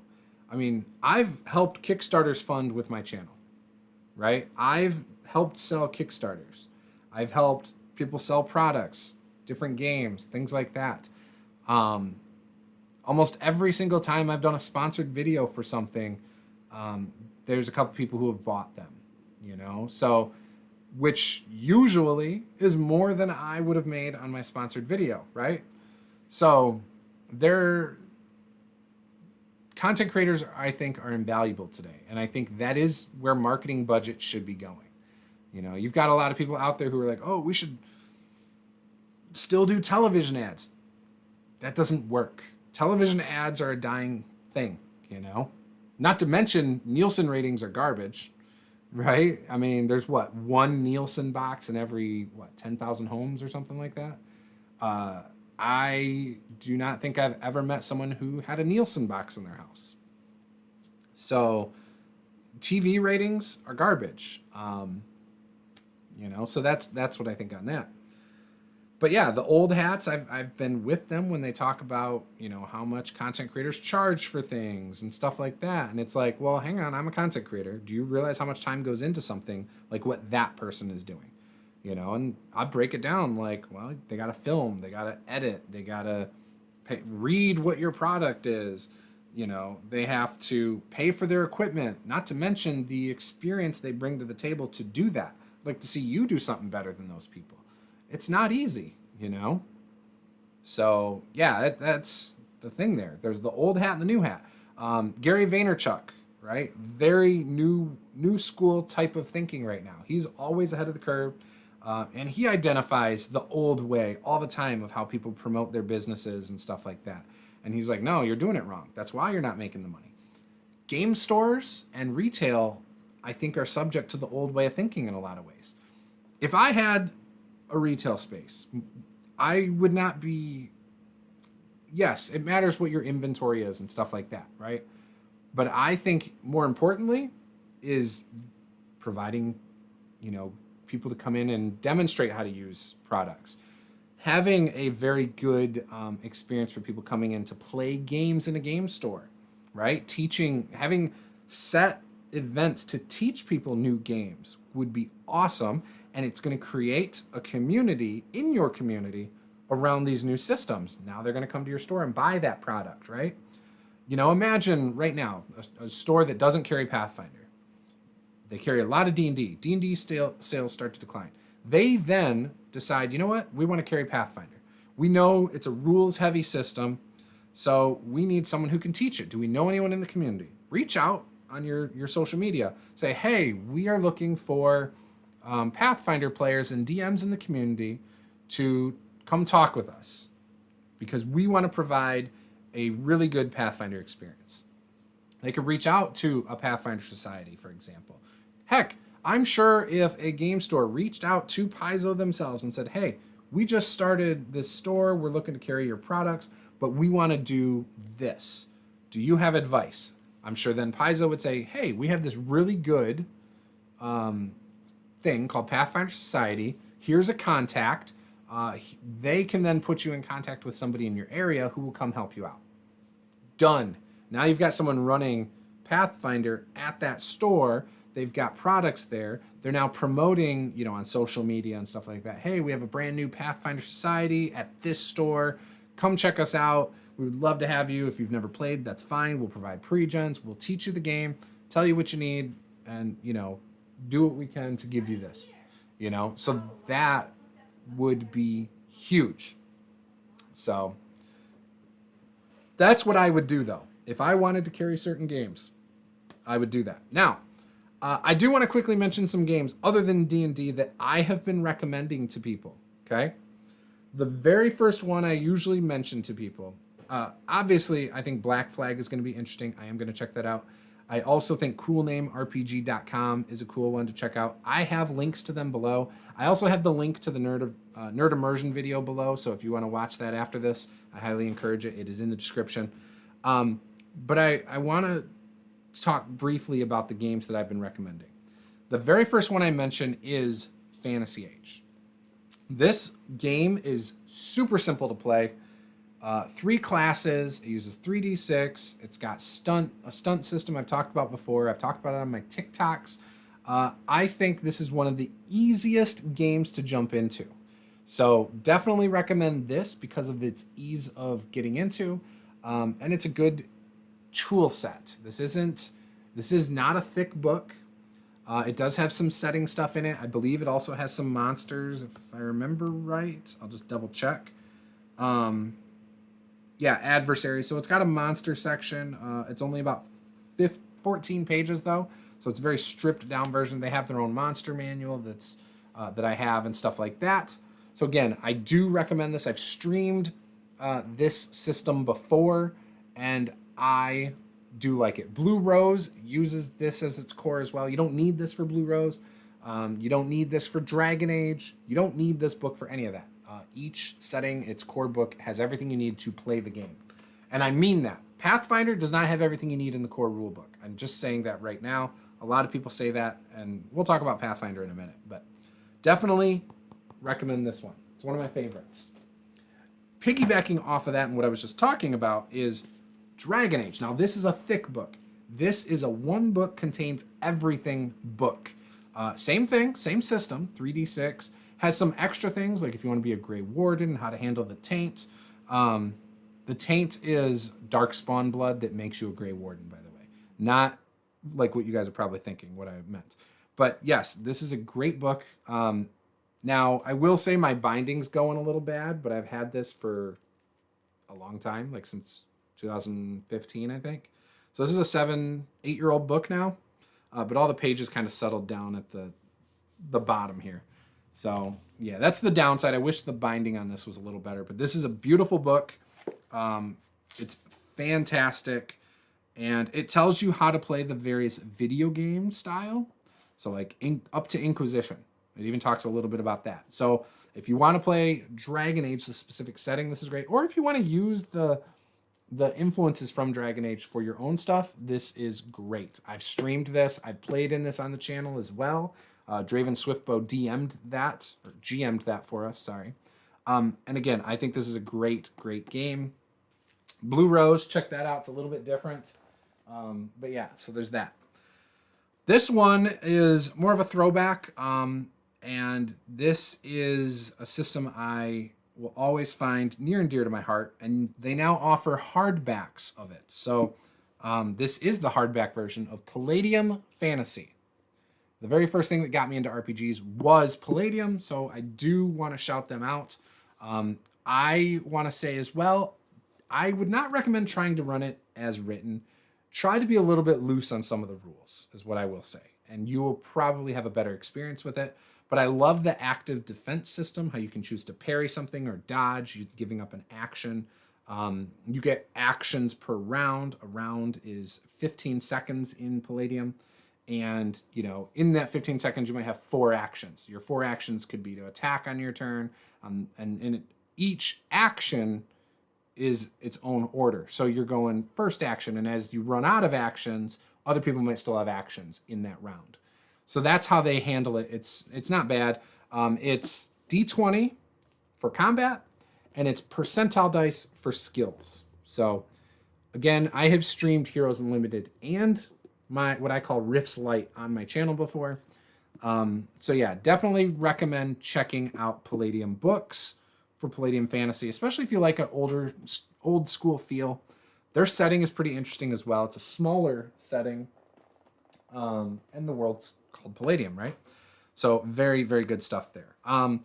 One that, this isn't my cup of tea, but I know a lot of people are a fan of it. I'm going to say Savage Worlds. Now, this is not the newest edition of it. They have an adventure edition now, but this, the Explorers edition, this was $10. Soft cover, real small book. To give an example, next to Pathfinder, it's a small book, right? But it's good. It's got everything you need in this core book here. However, if you want fantasy, and they have different ones, you can add the fantasy companion. So there's the regular book, same size roughly for the companion. This is $20. This was $10. So $30 total, and you've got all you need for that. They've also got sci-fi, stuff like that. The other thing I really like about it is Savage Rifts. If you've played regular Rifts and you thought it was too unbalanced, then Savage Rifts might work really well for you. It's a really well-balanced Rifts setting using Savage Worlds, the system. If you want to be a vagabond, you can be just as effective as your glitter boy in a lot of scenarios in that game without the person running the game having to do a lot of tweaking to the game. Obviously, the glitter boy can do massive damage, but you're going to get a lot of use out of that. Cameron, Palladium, LOL. Nathan says, I've heard good things about Fantasy Age. Yep, that's why I talked about it. How to RPG. Hey, welcome. Welcome, buddy. I'm glad you could make it, Fred. I got to get used to that How to RPG instead of How to D&D. It's going to take a minute. You'll like something I got on my list coming up, Fred. I promise. Cameron, I called it, though. Yeah, you did. I had to shout it out. I don't shout out Palladium books like as much as I used to, because I don't play it much anymore. I play it occasionally. I play it about once, twice a year now at this point. I'd like to play it more, but yeah. And Sean, so that's the other thing. I actually might read. I was thinking about doing a Palladium books video and their statement about the OGL. So I might do that, and that might be. I might record it later and talk about it and give my opinion on it, because I have very strong opinions about Palladium books. Again, love the guys over there. I'm Kevin, super nice. Sean, super nice. Love the guys over there. So maybe I'll do that later today. I think that would be good. So yeah, because Sean had released a statement. So anyways, the next one I'm going to talk about, and I'm seeing a lot of, I wouldn't say misinformation out there, but opinions that are clearly from people who have not played it. And that's Pathfinder 2nd Edition. People are like, everything you need is in the core rulebook, and that is not true. Not true at all. There's a lot of things not in this thick book. No monsters. I don't believe there's any NPCs. Those are not in here. So there's also other things. So you do need 3 books for this game. It's a thick book right now. It's really expensive because it's sold out most places online. Your local game store might carry it though. This core book is $60. So it is not a low entry level price point like others have claimed. The other thing, it is nothing like 5e. If you're going into this expecting a similar experience to 5e, you are going to be sadly mistaken. Okay? I like Pathfinder 2nd Edition. It is easy to play. It does have a lot of stuff to it. The rules are not hard to learn, but there are a lot more rules. Examples. In D&D, when you can attack multiple times in a round, say you're a fighter and you get extra attack, it's straightforward. You just roll your attacks. In this game, you have penalties for every extra attack you take. So you get 3 actions in your economy, right? 3 action economy. Attack first, no penalty. Attack a second time, it's a -5, and attack a third time, -10. Okay? That's the basics of it. However, some classes make that penalty a different number. Some feats might make that penalty a different number. Some spells might make that penalty a different number. So there's those things. That's just with that. Stealth. In 5e, you're either hidden or you're not, right? It's pretty straightforward. This has tiers to being hidden. Like, for instance, no idea you're there. I can't remember the terminology, so please forgive me. But there's the no idea you're there way, like there's just not a clue. Then there's they know you're somewhere in the room, like maybe you're hiding in a barrel or whatever, but they're aware that somebody's there. And then they can see you and you're just clearly there, right? So there's different tiers of that. And there's rules around each one. Like, how does that impact attacking them? How does that impact these other things? That's another example. What else? There's so many other things. Again, I love this game system. I really do. I think it's really well written. It quantifies a lot more things that D&D didn't. And so if you think you're going to go into this and run a loose, fast campaign and stuff like that, it's not going to feel that way. Combat is where this does excel. If you're running printed modules for this, they are harder though, which does kind of, if you're running it as written, can encourage people to power game a little bit, to do optimal rotations and stuff like that. And I don't think that's a flaw of the system. I think that's typically how things are written for the modules. But if you're running homebrew, that shouldn't be an issue, right? That's on your group.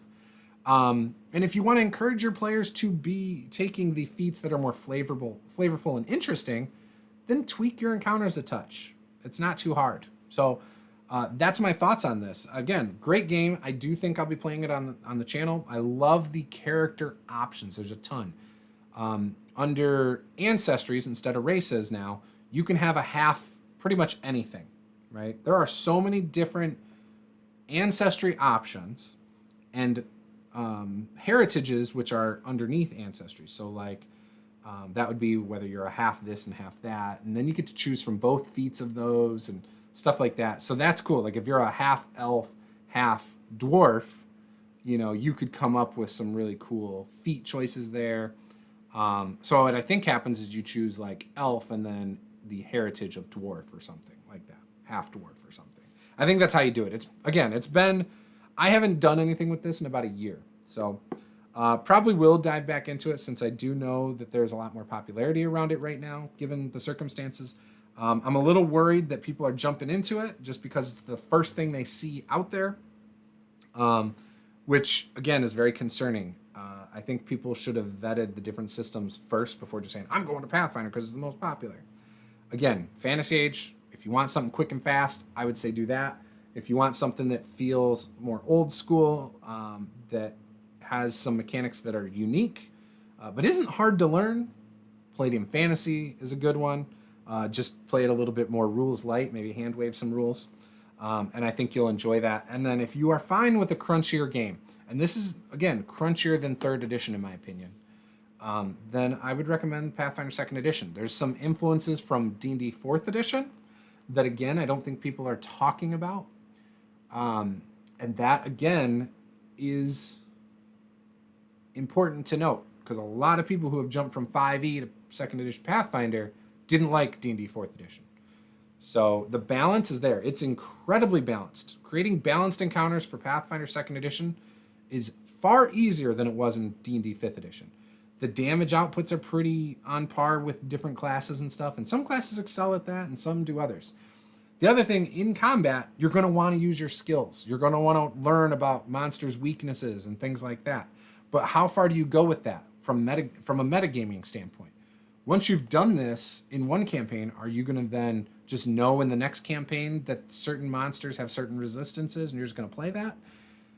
Or are you expected to use your lore skill to learn those things again in that other campaign? Takes that metagaming to a whole nother level in Pathfinder 2nd edition and how you're going to play your game at your table. So as you get familiar with Pathfinder 2nd edition, are you going to metagame those things or not? You know? The last game I'm talking about today that I love the dice mechanics of is Star Wars. This one's Edge of the Empire. This is Fantasy Flight Games. The dice for this system are including pictures and things like that. They're very, very fun. It takes a little bit to learn it. You'll be playing your first session. You'll get probably about halfway in and it'll all click and you'll be running with it, I think. At least most people will. Get one of the beginner boxes. Okay, they've got the Edge of the Empire one. They've got Age of Rebellion, Force and Destiny, and then they have The Force Awakens. That's based on the movies, obviously.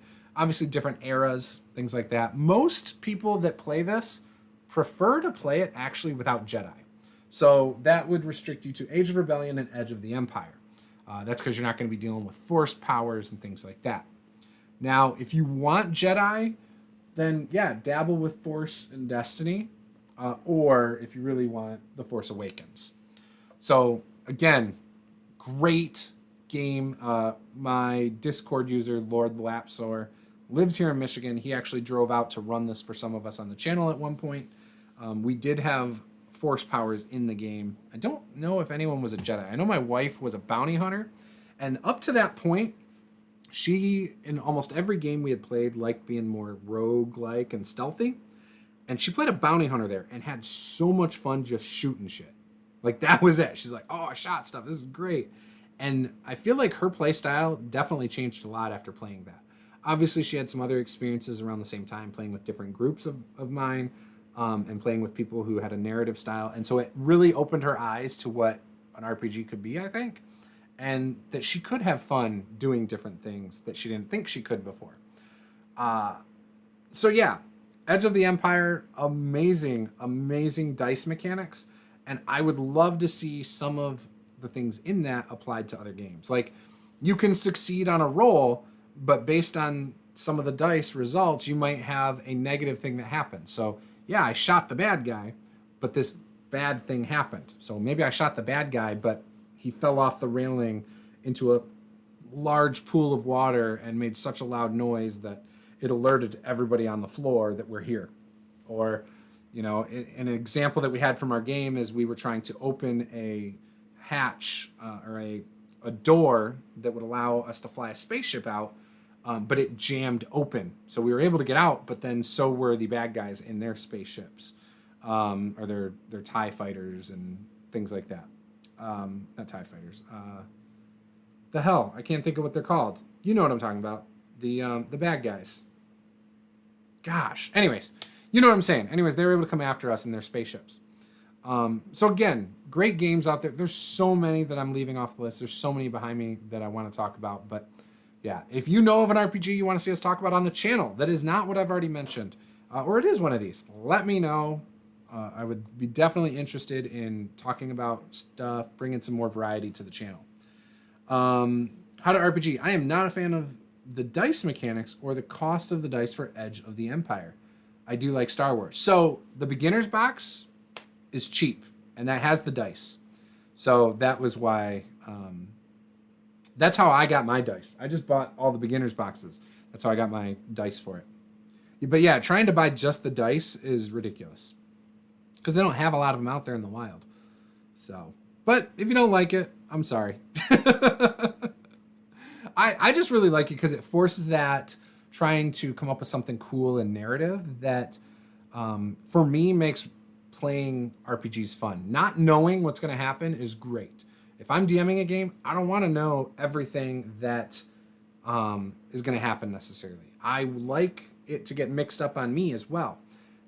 Whether it's the players doing something creative, because again, when they do something creative, it forces me to think on how that's going to impact things. And that game with the dice mechanics forces that for me. So, yeah. So if you don't like it though, you don't like it. I get it, because there's games I don't like. I'm not a huge fan of Savage Worlds. You know, I obviously still mentioned it because there's a lot of people who like that.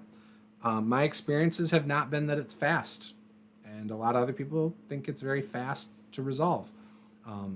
But I've just experienced it a little different. And I've played with a variety of groups at conventions. I've played in a friend's home group. Had very similar experiences in all of them when it comes to like the speed of it, and stuff like that. So yeah. And then with me, the other thing is you have two sets of numbers you have to keep track of as you're rolling in Savage Worlds that I just didn't like personally. So everyone's got their own tastes. I love D20 systems. I know a lot of people are like, oh, don't force your game into a D20 system. And it's like, why? You can. It's fine. Some people want very specific mechanics to replicate a game. And actually, Dragon Age does a great job with the mechanics of that, replicating a feel for the video game.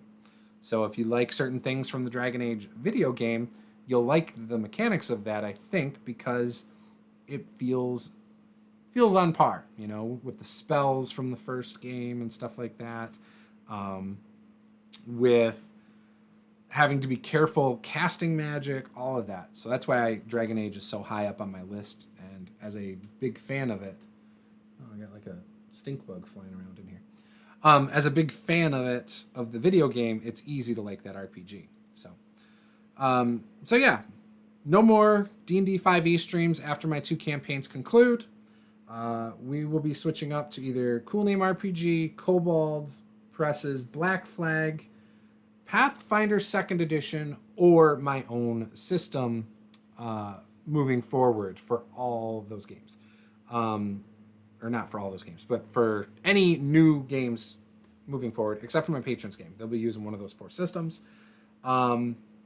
I don't know if you guys are aware when Black Flag or Cool Name RPG is going to drop as a playtest. I know Cool Name RPG, I want to talk about this. Cool Name RPG, they brought on some amazing people to be part of it. I am going to pull up their stuff. I do want to go over this real quick. So let me pull them up. Actually, let's close that. Let's go. www.coolnamerpg.com. I don't know if their website has, I haven't looked at their website in a minute. So they have a Kickstarter, so I will share this real quick. You could check their website out. They do have a Kickstarter going live. It's a $6,000 thing here. Oh yeah, I didn't even think of the New Zealand aspect. Yeah, D6 or D20 are just easier in New Zealand to get. That makes sense. I get that. Well, yeah, if you haven't checked out Fantasy Age, you should check that out. All right, I'm going to close out my PDF. Oops, I did not mean to close that out. Accidentally closed out of my stream. I didn't want to do that.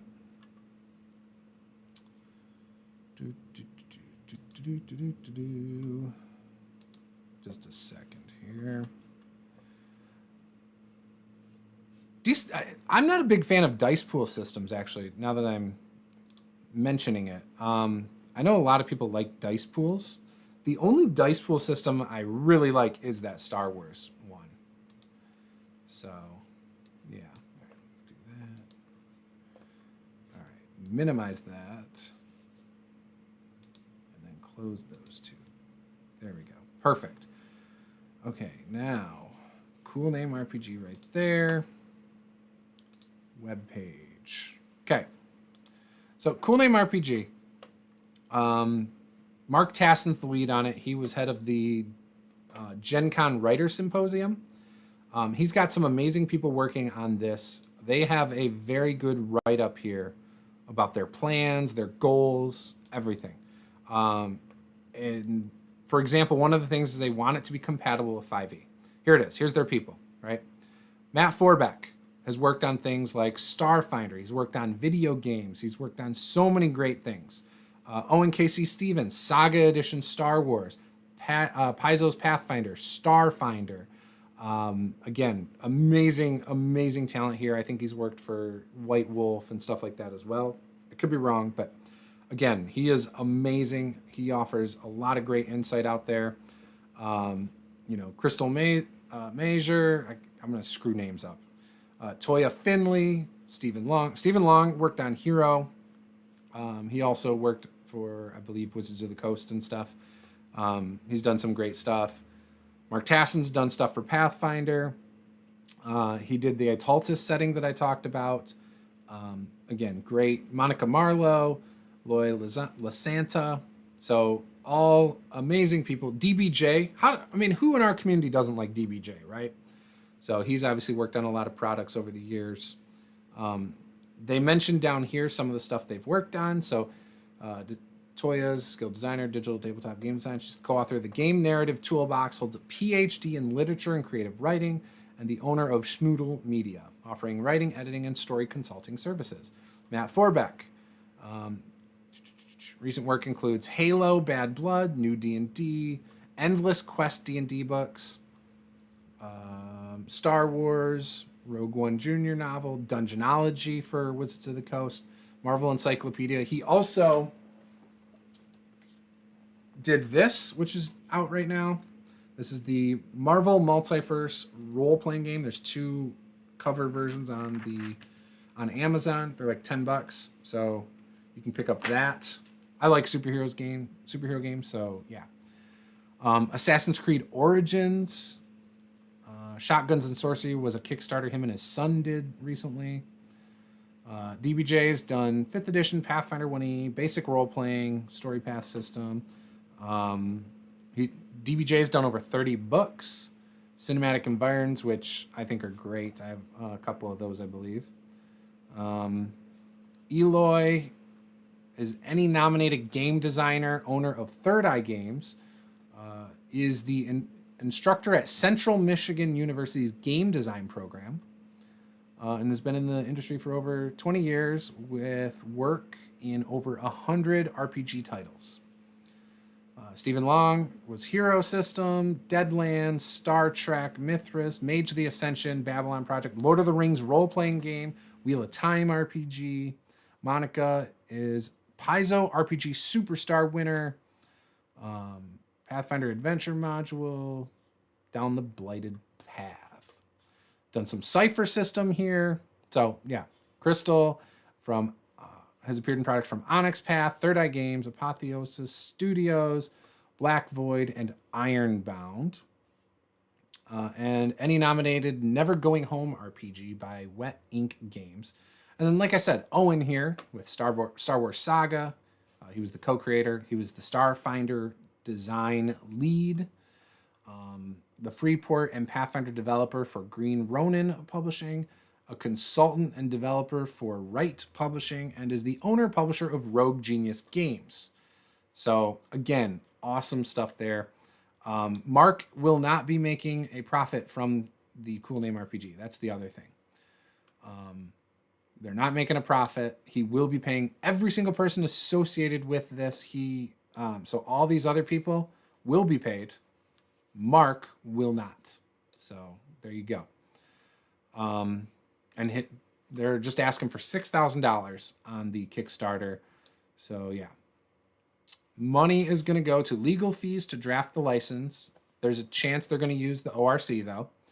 Layout and design, art and illustration, editing, copy editing, printing costs for backers that choose those tiers, and the Kickstarter backer kit fees.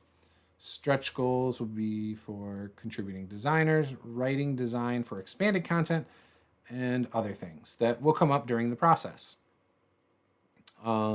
See, not paying Mark, not for Mechanical Muse, his company, and not for Mechanical Muse profit.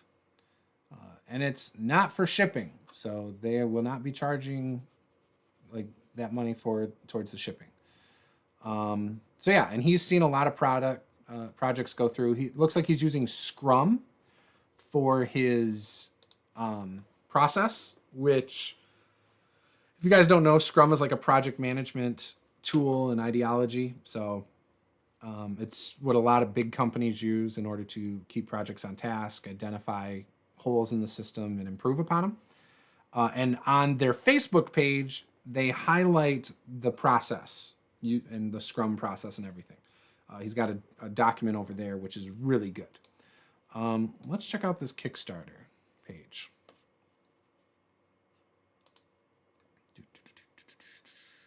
All right. So here's the Kickstarter page. I haven't done this, but let's say notify me on launch. So here it is, a fantasy RPG created by veteran game designers that includes a perpetual, irrevocable, royalty-free license for all creators. So you'll be able to create stuff for this game system that will be compatible with D&D 5e. So if you've created something for D&D 5e, then it will be easy to adapt. So yeah. Again, I'm a fan of it. Big fan of what I've heard. I've been following his streams, and throughout the process, he's going to be doing live streams, I believe, in the Facebook group, possibly on YouTube and stuff, for you to follow the process and how the game is coming along and being created and stuff like that. So if that's stuff you're interested in, go check that out. I think you will find it as interesting as I find it, and you're going to be able to offer input during the process as it's going on. I'm curious to see the playtest. If that is released before my games pick up again, I might just switch to that and playtest it out. Black Flag, same thing. I don't know when their plans are to have a playtest ready. If it's by the end of February, I would love to playtest it and try it out. So, yeah, that's what's going on. That's it in a nutshell. I'm pissed at Wizards of the Coast. I don't trust them. I could see them cracking down eventually on YouTubers and Twitch streamers and all of that. And that's my main reason for jumping off the ship. You just got to remember, when they started the OGL for 3rd edition, they asked and marketed around the fact that people would be able to create content for their game. They used the community to propel their system. Their bankrupt IP. It was not profitable before 3rd edition came out. And with the products that came out after 3rd edition and the feedback of the release of 3rd edition, that is why they made 3.5. So for them to rely on the community and third-party publishers so much for all that time, and then to rely on it again with 5th edition, and to just stab them in the back just 5 years after that. Or 8 years or whatever. Because they didn't... 5th edition did not go with the OGL at launch. It was a couple months before the OGL became a thing for 5th edition. And that was, again, when you started seeing stuff kind of blow up a little bit. You know, 5th edition was good when it first came out, but it didn't blow up for a few months. So yeah, that's my issue with this whole thing. It's like, yeah, we need your help. Now that we've had your help and we don't really need it to make a profit now, we're just going to stab you in the back. So that's my problem with Wizards of the Coast in this instance. And I know it's not the employees. If you're somebody who's giving employees a hard time, you're just being a jerk. And if you expect them to just quit their job, again, you're completely out of touch. People need their jobs. Jobs are not a dime a dozen, especially in this space. Now, employees at Wizards of the Coast could probably try and line up new jobs in the industry. However, I don't know if Wizards of the Coast has non-compete clauses or things like that. So if you leave Wizards of the Coast, are you able to just jump to a new publisher now? I don't know if there's a time limit on that, a year, 2 years. I don't know. But I feel like they, as a big company like that, probably have something in place. So you can't leak information. You can't jump to a competitor and try to beat Wizards of the Coast to market with a similar product. I have a feeling that's there, you know? I would love if there were a bunch of people who worked for Wizards of the Coast. Say it was a 1-year non-compete. I would love if they would start together. Maybe there's some of them that want to get out, and they get out, and they go get a regular job, and they start working on something that can be released in a year, right? Right after that non-compete comes up, and they shop it around. I guarantee you a lot of Wizards of the Coast employees could get jobs elsewhere. There's no doubt about it, whether it's Paizo, Green Ronin, like whatever. There's a ton of companies out there. They're smaller, but I think saying we just hired a former Wizards of the Coast employee would add credibility to some of them who might not have former Wizards of the Coast employees. You know, at least in the eyes of a casual fan. So I could see that helping them find jobs. How to RPG, that is my issue with Wizards of the Coast. Yeah, exactly. They're just stepping on people that have helped them get where they are, and that's my problem. And I don't trust them. And they're playing the short-term game. Like, all the stuff I mentioned earlier that I thought Wizards of the Coast should do is for the bigger picture. It's about growing as things go on. You know, leaning more into third-party publishers. Again, helps the industry as a whole. And I don't see a negative to that. Our goal, if we were D&D, if I was D&D, our goal would be, how can I grow the hobby as a whole, which will then just benefit me, right? Even if it props up Pathfinder or props up Green Ronin with Fantasy Age or whatever, educate people on different play styles. Like, if you like this game, you're going to like this style, you're going to like our game. If you like the minutia of how to craft things and get in the nitty gritty, Pathfinder has a great system for that. Like they're not going to do that, and they never would, and I probably wouldn't do that quite to that extent. But I would say there are other games out there to try if you want specific things. Cameron says, how scared are people who make content specifically for 5e stuff through DM's Guild? Right now, I think that's the big issue. That is why this new OGL is as big a deal as it is. It's not just people who are working for an LLC or, a corporation. A lot of people who do it, who are YouTubers or just people who like to put their stuff out there on DM's Guild, I think a lot of them are really worried about this. But there are YouTubers like NerdArchy, for example, who did a Kickstarter that was $250,000. DM's Lair has done $50,000 Kickstarters. I think Dungeon Coach did one. Like, there's a few people in our space who have done Kickstarters around 5e. The new OGL impacts them. If they don't remove this royalties clause that they had in the original leak, because this new one doesn't say whether it's going to have it or not, their draft doesn't say that they won't have one, right? And I think that's something they need to get across. I don't trust what they post on social media. I also, with these drafts, I don't trust that either. When they were doing the D&D Next playtest, there were things that changed drastically, or things that weren't in one, that were in the next, and then in another one, but not in the next. Like, they're testing specific things, I think, about that draft. They put that together the way it is. Some of it's to earn some goodwill back, such as using the word irrevocable. However, it's not irrevocable based on reading it and how it defines it, according to the lawyer that was on NerdImmersion's channel. So that's where I'm citing my source at, because I don't know squat about that. But I don't think they got our best interests. I really don't. I know the employees do. Even the guy who wrote the apology, I think, does. But I do not think the company as a whole has at the top at least, has our best interest. And I think they're going to play this short-term game. They're going to launch their virtual tabletop, be the better virtual tabletop for running D&D 5e. Other tabletops won't be able to use animation, stuff like that. Theirs will have sweet-ass animations. So again, they're going to be like, look, we've got the best virtual tabletop. And all they're going to do is stunt progress in that space, hold back their competitors to not have as good of a product as them. And, that's not cool. But yeah, I think people are pissed and scared, because a lot of people make their livelihood off of their DM's Guild stuff.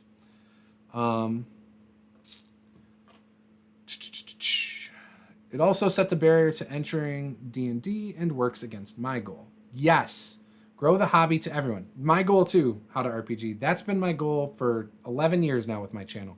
I've been trying to turn people on to new games the whole time and tell people there's multiple ways to play games the whole time I've had a YouTube channel.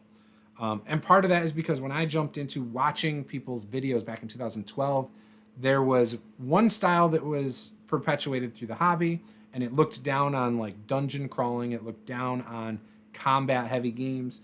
And at the time, I was a very combat heavy player. I liked dungeon crawling. I liked combat. I liked role playing, and I liked social stuff, like social encounters and stuff, but I also really liked the combat aspect. Over time, I've liked more narrative style, but I've also learned of all the different play styles. So to me, there's plenty of space within our hobby for all of it. Are they trying to tear down Paizo? I don't think they're trying to tear down Paizo. So I think their new OGL, because Paizo's not dependent on them for their new 2nd edition Pathfinder. The mechanics of 2nd edition Pathfinder and stuff are not beholden to the OGL. They didn't need the OGL to launch their game. There's some minor tweaks they are going to probably have to make. I think some spell names, maybe some creature names, stuff like that. But mostly Paizo's Pathfinder 2nd edition is unimpacted. It'll be fine.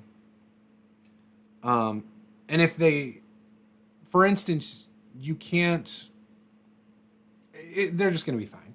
They'll be all right. The new OGL affects everyone. Most YouTubers are using fair use, fan content policy, and eventually the OGL to make money on Patreon and digital publications. That's not even using Kickstarters. So if you notice I had to go through my Patreon because I was like, do I mention anything about Dungeons and Dragons? I do not. So I have a tier on my Patreon that allows me to run games for you guys, right? So if you're a patron supporter of mine, automatically at a specific tier, you get to play in a campaign with me. In it, I do not mention a specific system. I say, we'll pick a system and so on and so forth. If for whatever reason I charged to play D&D 5e, I would be very concerned if I mentioned that it was pay to play D&D 5e. I would probably be a little concerned right now. But even them, I'm not an attorney and I don't technically fall under that. So yeah.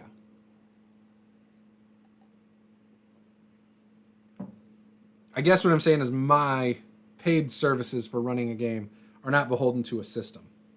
So that's all.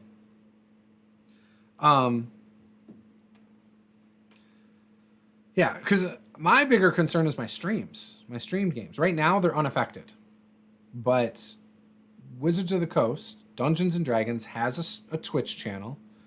They have people who they bring on who are streamers to stream Dungeons and Dragons to promote their adventure paths and modules.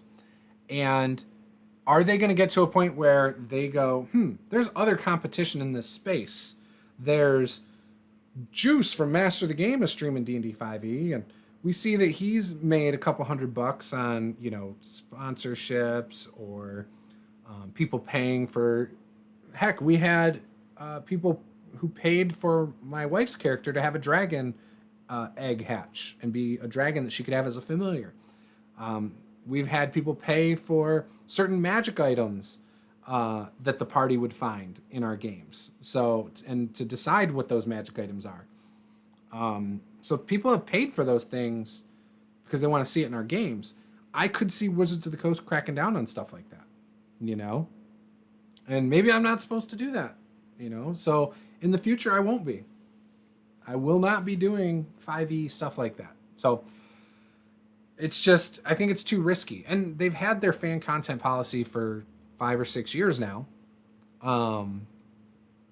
So yeah, I think 5 or 6 years ago, I wasn't running anything like that. I wasn't charging people to play in any campaigns with me. I wasn't allowing donations to go towards magic items or encounters or anything like that. So I wasn't as concerned back then with it when I had originally looked at it. Now, I do that stuff, so I'm a little more concerned that they're going to crack down on it because I don't trust them and stuff like that. I guess I don't understand why they're so concerned about third-party publishers when none of them can compete at the same level. Paizo's nowhere near as big as Wizards of the Coast.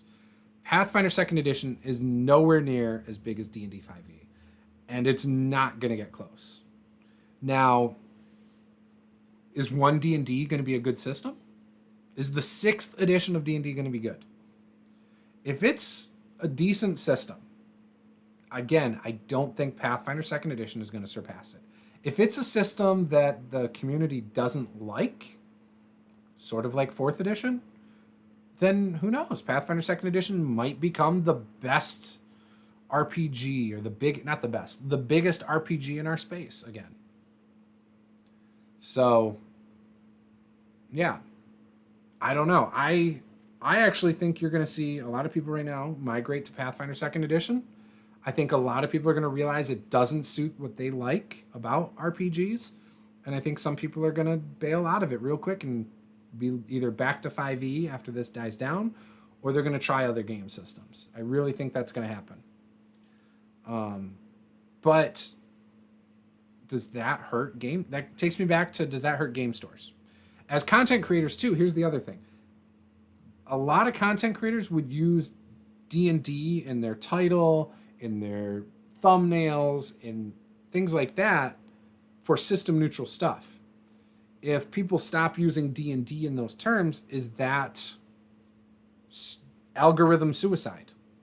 If people start doing Pathfinder videos instead of D&D and they get less views, I mean, is that going to kill their content creation careers? Like, we know a lot of YouTubers who do this as a living. NerdArchy does it for a living. I think DM Lair makes enough money to do it as a living. Dungeon Coach, NerdImmersion, I think I don't know if he does it as a living or could, but yeah, a lot of people in our space do pretty well because of their fans and because of the algorithm and how they promote their stuff on YouTube and stuff. Are they going to take a hit if they start covering other games? Are they going to take a hit that's to a point where they can't do what they do right now? So it's all up in the air right now. I think there's a lot of opportunity for people, whether you want to get into the content creation side of things, whether you want to start creating YouTube videos or streams. I think there's a ton of opportunity right now. I've noticed my Pathfinder videos that I've done in the past have seen a huge uptick recently. I've noticed that people are mostly focused there. My other streams aren't doing, there's not an uptick there though, like my Call of Cthulhu stuff, Fantasy Age, Dragon Age. I haven't seen an uptick there. I'd be very curious to hear from some of these companies if their sales have gone up. I'm really bummed that Mutants and Masterminds, I can't get the deluxe Heroes Handbook right now. I was trying to look for that the other day, and I could not get it. It's sold out, everywhere I looked. I want Mutants and Masterminds, the deluxe edition. Heck, even the basic Heroes Handbook is sold out on Amazon. So I haven't been able to find that. I'll have to look at Green Ronin's actual website, see if they've got one of those. But I think last I checked, those were sold out too. So yeah, I don't know. But those are some of the things I want to get my hands on before this new OGL. Because when the new OGL goes into place, if 1.0A is revoked, can they still print and sell stuff that was printed under the old 1.0? And that's what I don't know. And there's a lot of things I want. The other thing, I still have 5e. I'll still play 5e in my home games, but I'm not going to do it on the channel, I don't think. I still might do D&D videos. So earlier I said how it's algorithm suicide to not. I actually still might do D&D videos. In fact, there's a video I've been sitting on that I want to do. A couple of them I've been wanting to do for a while. That might be my last 5e videos. But I want to do them. So we'll see what happens. I'm sure people will be like, you're doing a 5e video? And I'll get crucified in the comments. Which is fine. But again, moving forward, I am going to go do what I do. I'm a variety channel. I cover a lot of games. I don't plan on giving Wizards of the Coast any money for tabletop products anymore. So when 1 D&D comes out, I don't plan on buying it right now. People have asked about the movie. Who's going to go out and watch the movie? Right now, I'm leaning towards I might still see the movie. So, yeah, I know that for some people will make you mad. But I am still considering seeing the movie. I don't know. Maybe it's something I wait till it's on DVD. Because I know they'll look at like in-theater sales. And that's usually like the big metric to see if something's a success or not. But, yeah. What about you guys? What are your plans? Are you going to still play 5e? Are you done? Are you writing it off altogether? Are you going to be seeing the movie? Want to know what you guys are thinking about that. But with that, I am going to end the stream. I've been doing this for 2 hours. Wow. Went longer than I expected. Got some videos to record today. Again, I mentioned some games in this. If you didn't see them, go back and watch. I did read the OGL. I am probably not the best to comment on the OGL specifically, as I'm not a lawyer. I did try to paraphrase what I had heard people say out there. If you want just the lawyer breakdown of the OGL, go check out NerdImmersion's video. It is in the description below. Thank you guys for everything. Thank you for tuning in. Thank you for supporting the channel for so long. We have a lot of stuff going on. I'm sorry I butchered my video that went live Friday. Unfortunately, I can't do anything about that, but I will be doing a video later today that I'll be recording. It should be up this week. Talking about the various RPGs we had mentioned in that video, because I have a list of them written down. And yeah, a lot of good stuff going on. Thank you again, and we will see you guys next time. Peace out.